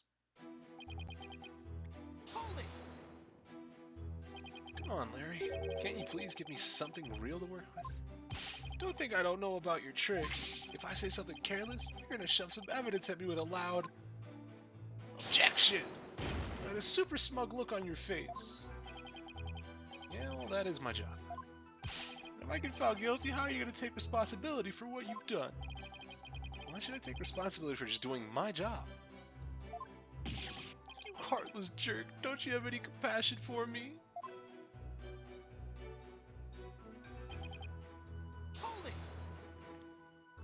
I'm sorry, Mr. Butts, but it wasn't Miss White that entered the hold with that card. Then you're the most likely suspect. Nick, are you seriously doubting the innocence of your old childhood friend? Well, technically yes. But it isn't personal, I assure you. True friend will believe in me no matter what. Can't you see my tears? Don't they mean anything to you? Nick!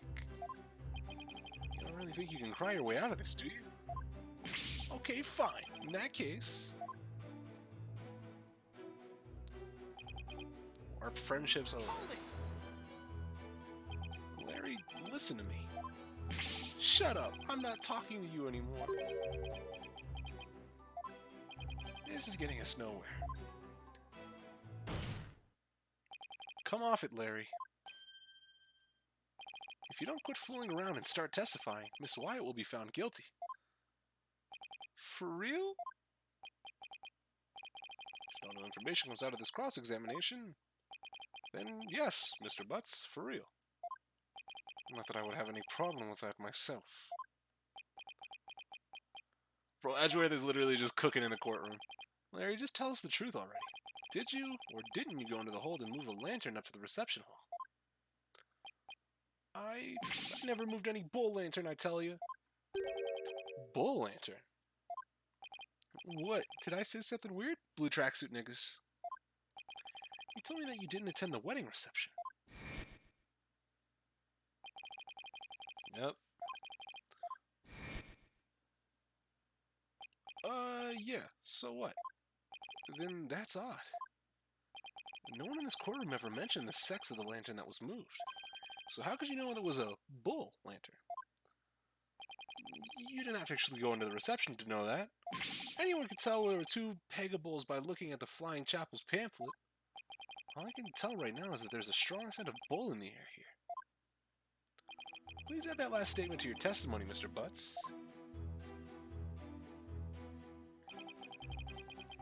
Yep. Thank you for the actual piece of testimony. Now, if you could just go ahead and shut up forever, Larry. Objection! I want you to take a look at this, Mr. Butts. Because unfortunately for you, the pamphlet clearly shows a Pega cow and a Pega bull in their example of diagram of the reception hall. Huh? But on that day, instead of putting a Pega cow and a Pega bull out for the bride and groom, there were two male Pega bulls on display. And somehow, you knew there were two Pega bulls in the reception hall that day. There's only one way you'd know something like that, Larry. It was you who moved the Pega bull to the reception hall, wasn't it? No. Larry, you didn't. Mr. Butts, did you move the lantern containing the victim's body to the reception hall? That's what it looks like. What?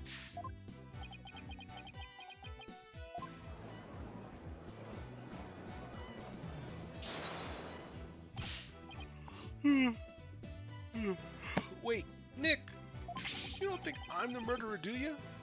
Maybe you and Mr. Gloomsbury were fighting over Miss Wyatt, and you ended up killing him?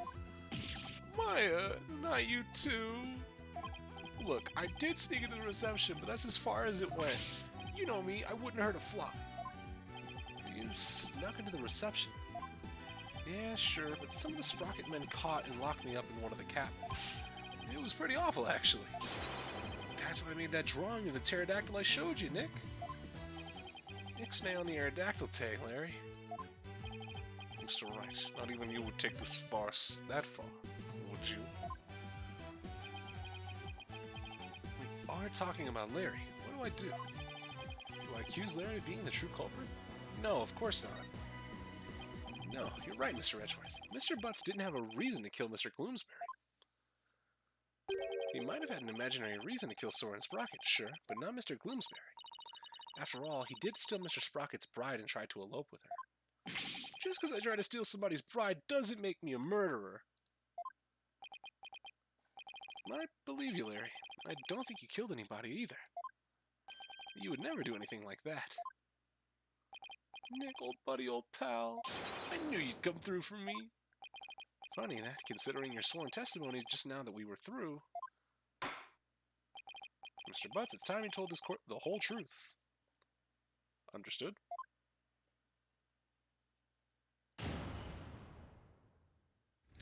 Here we go.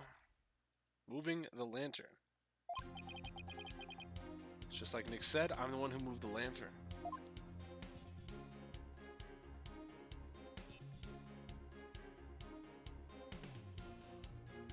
I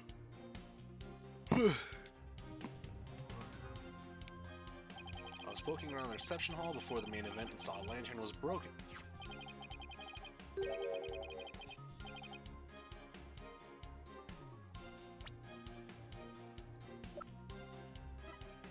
No. Wait. Grab. So, grab ELL, then SE Vista Deck. Okay. It looks like the note is torn. There was a note on it that said, exchange with the one in the hold, Ellen. So I decided to do Ellie a favor. Okay. So you switched the lanterns before the reception, did you? That means the victim really was killed before the reception. Broken lantern updated. Interesting.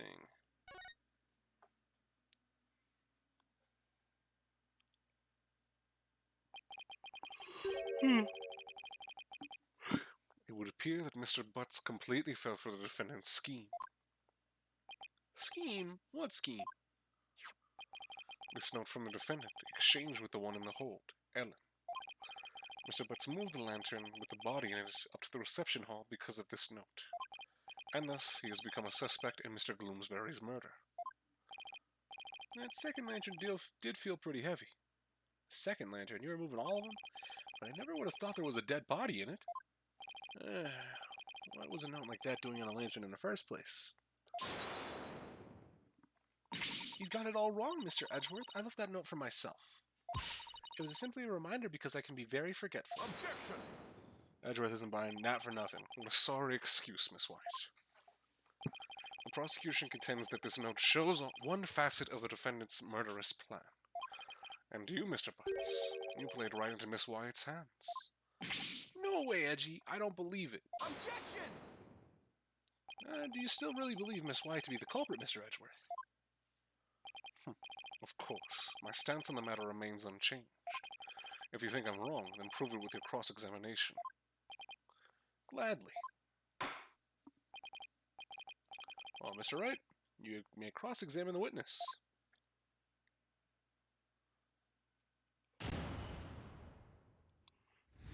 Here we go. Big yawns. Moving the lantern. It's just like Nick said, I'm the one who moved the lantern. It has to be the fucking, you did the favor, right? Hold it! Nobody saw you the whole time while you were switching the lanterns. Nope, didn't get caught. Not that time, anyway. Not that time. Yeah, when I tried to sneak into the reception hall the first time. Anime Larry. Didn't have as much luck. Those sprocket guys spotted me and nabbed me. Dog. The fact that they grabbed him instantly and started to put him into a full Nelson is ridiculous. All of my words are failing me right now. Pretty exciting, don't you think? Larry, you need help. And then they locked me up in one of the cabins. Nick, what are you asking about stuff like that? Well, stuff like this for anyway? Well, it means that you got out of the cabin, right? Because if the first time he went up there, they caught him and noticed him, anybody else could have left that note. Shouldn't you be trying to prove Ellie's innocence? Well, is that statement of yes, it's very important. Like, what? Come on, bruh. Mr. Butt's trying to crash the reception, and subsequently getting locked up in a cabin. I believe these might be important facts in this case, Your Honor. What is this objection thing? Turn the sound off instantly. There we go.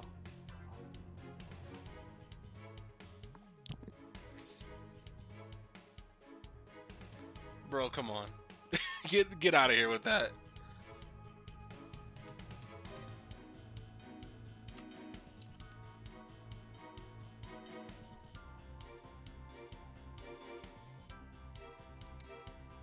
Because now we're gonna have fun with that later in the fucking Discord server. We're gonna have a whole lot of fun with that one. Very well, Mr. Butts, please add that statement to your testimony. I tried to sneak into the reception hall, but I got caught and locked up in a cabin. So, now, if it was broken,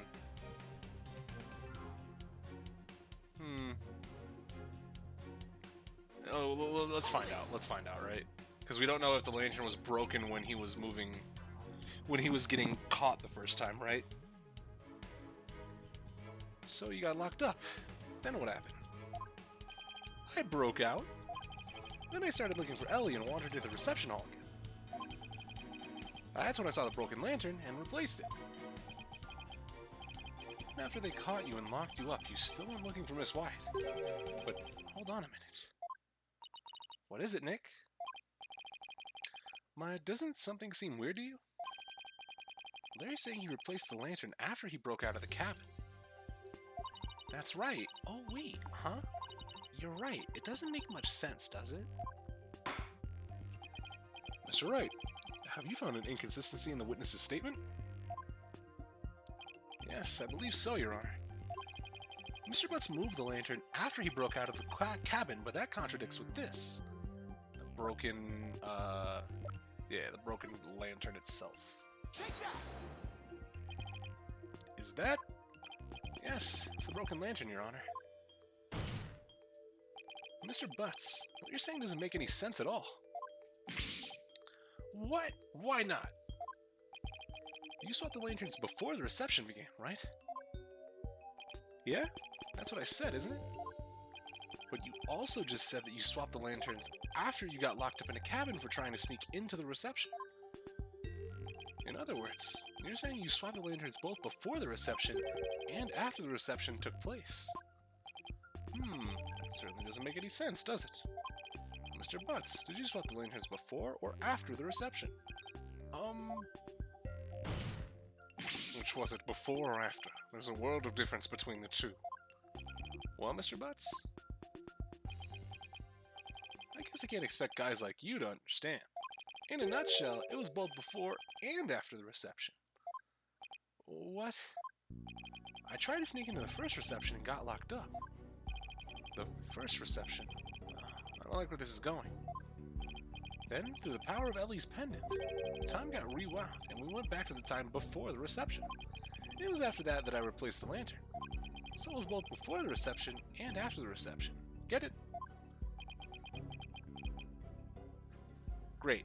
Now the one who brought up time travel is Larry. And now we are going to get yelled at by fucking Miles. We went back in time to before the reception, so of course the reception would take place one more time after that, right? That's why what I said makes perfect sense. Mr. Wright, what in the world is the witness talking about? Has he developed some sort of intellectual ailment that I am not aware since I saw him last? Well... None of the sprockets seem to remember the time skip, but I do. And Ellie remembers it too. I think the power of our love for each other made that miracle happen. Mr. Wright, I'm sorry, but could you please translate what this man's gibberish so the rest of us can understand?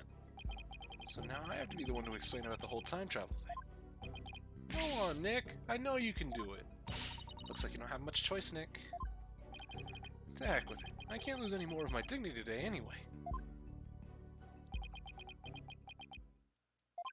The defendant, Miss Ellen White, has told the defense the following strange story. She said that after the reception ended, she was attacked by Mr. Gloomsbury. She claims that as she was being assaulted, she made a wish upon her pendant. Please take me back to that blissful moment. In doing so,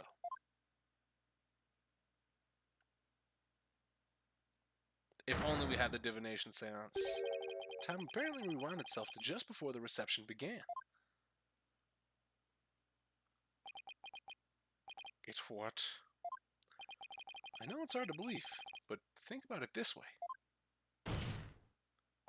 Through the power of the pendant, both Ellen White and Larry Butts experienced time travel. What?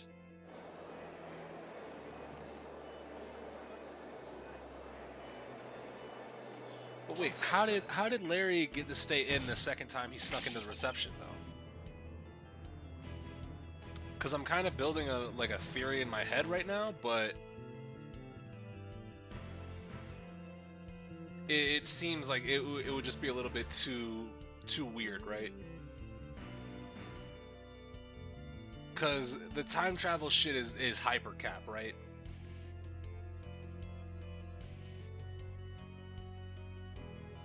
Because there is no way that time travel is real. Not in this universe. I stop at ghosts and that is it. We stop at ghosts and go from there. Because what I was thinking is the anytime somebody says that the pendant is used, everybody has to repeat their actions to kind of make it seem like Soren had actually really discovered time travel.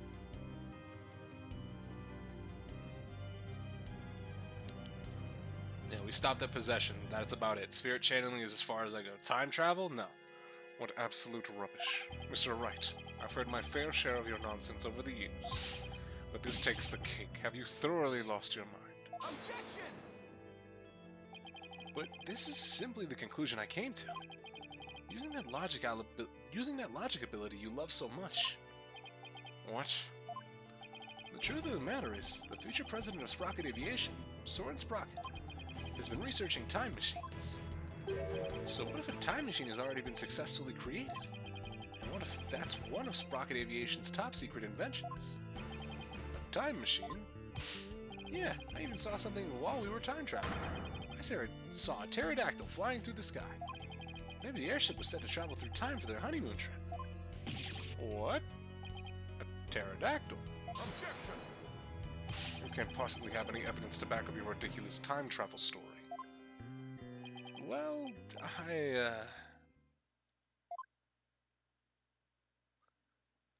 I mean, technically we would have a whole lot of fucking witnesses to it, as I thought.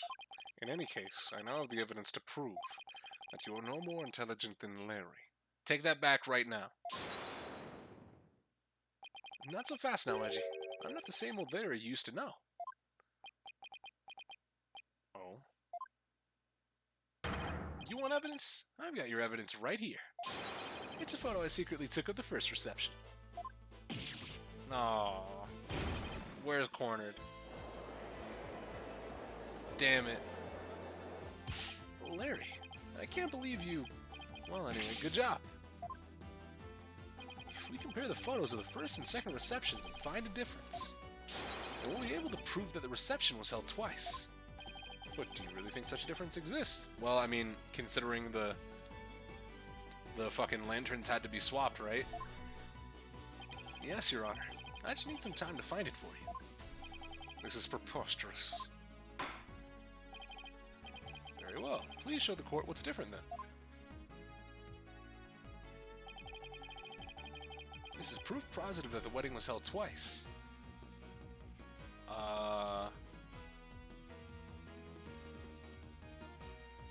What in... Oh, the fucking bouquet is roses now. Okay, okay. Bank. Please direct your attention to Miss Wyatt's bouquet of flowers. In the photo one of her in-laws took, the defendant is holding a yellow bouquet. But in the photo Mr. Butts took, she's holding a red bouquet. You're right. That's impossible. What does this mean?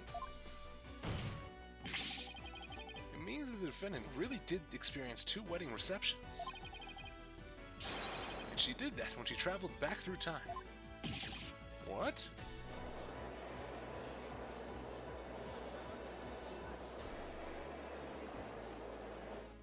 Nick, you did it. You proved Ellen's time travel story to be true. Yeah, I can hardly believe it myself. And it's just as Ellen said, the reception was held twice. This turns every assumption we've based this trial on upside down. Objection! Talk to him, Miles.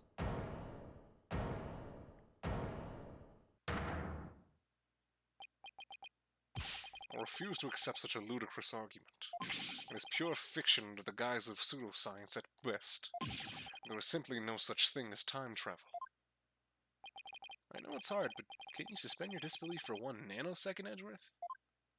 I bet sci-fi movies push all your buttons the wrong way, don't they, Mr. Edgeworth? I can totally picture you yelling that never happened every 5 seconds at the screen. Maybe you should stay away from movie dates altogether. It's neither here nor there. This is real life we're talking about. But the proof is clearly shown in the 2 photographs. That's right, Mr. Edgeworth. No matter how Objection! Fine, I'll entertain your absurd delusion. If only to demolish it before your very eyes. What? Let's start with this then, shall we? There is one thing your time travel theory fails to explain. And that is the memories of the other guests there. The defendant and Larry remember the reception occurring twice, but no member of the Sprocket family has ever mentioned such a thing. That's because the time machine is classified technology. I'm not done, you bird brain. Bird brain? As I was saying, if the entire family had been sworn to secrecy, then why hadn't they sworn the woman who was marrying into the family to secrecy too? That's a good point. Honestly, all it takes is a little common sense, Mr. Wright. Even still, how do we know that the trip through time did not really occur? There's proof in the photos that it did, and besides, if time travel doesn't exist, well, I'd be a little disappointed, frankly. I was hoping to go back to the days of my youth. You mustn't allow yourself to be taken in by Mr. Wright's whimsical tales, Your Honor. I've read about it in various literature, you see. They all say that time travel is just not logically feasible.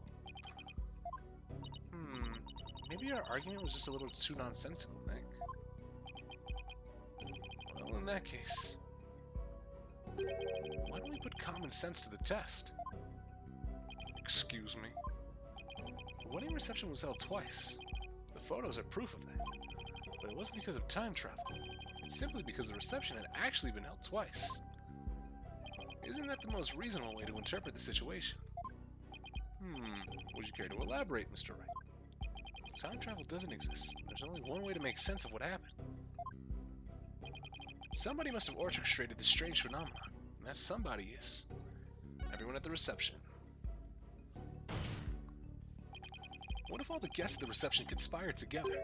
So hold the reception twice and keep quiet about it. What?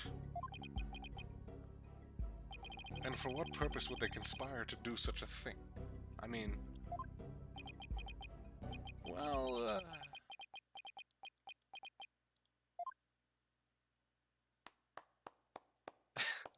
Please don't be Larry. Please don't be Emma either. Brilliant deduction defense. Oh, Pierce. I can tell that you are not a renowned lawyer for nothing. I must say, I underestimated you. How so, Mr. Nakati? You have managed to name each event precisely as they happened. You revealed it all to the light of day. Then that means... It was us. We orchestrated the whole thing. Yes, the reception was held twice. But not because of time travel, no. We simply held it a second time. What? Why? Why would you do such a thing?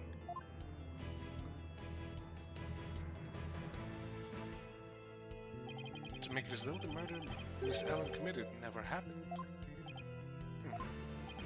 Master Soren figured that if Miss Ellen, who killed Bloomsbury after the first reception, experienced the reception one more time, she would think it was all a dream. It was he who ordered us to make it happen.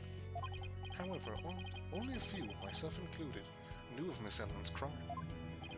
Are you saying that most of the guests attended to reception without knowing why? Indeed, they needed no reason. Master Soren told them to do it, and do it they did. That is the Sprocket way. Then who hid the body in the lantern? We did. But we did not anticipate the petals finding their way in, nor the actions of Mr. Butts. And that's how you intended to cover the whole situation up. There is just one thing everyone here has wrong. The real scene of the murder was not the hold. It was the Vista deck. What? Miss Wyatt's recollection of the events must be correct.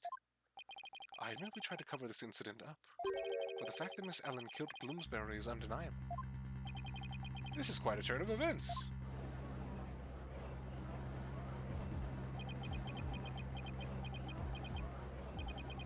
Who's laughing? And so it appears we have arrived at the truth at last. Now. Please do feel free to travel back in time, Mr. Wright, and attempt to do this trial over again. Go on. Let's not get hasty, Edgeworth. I bet you can't do it. I bet I can't either. Your Honor, we will have to hold a separate trial for the cover-up conspiracy later. But as far as this case goes, I believe we are ready for your ruling. Objection! No. There's still something we haven't investigated. Just before the defendant lost consciousness during her attack, she says she saw someone strike the victim.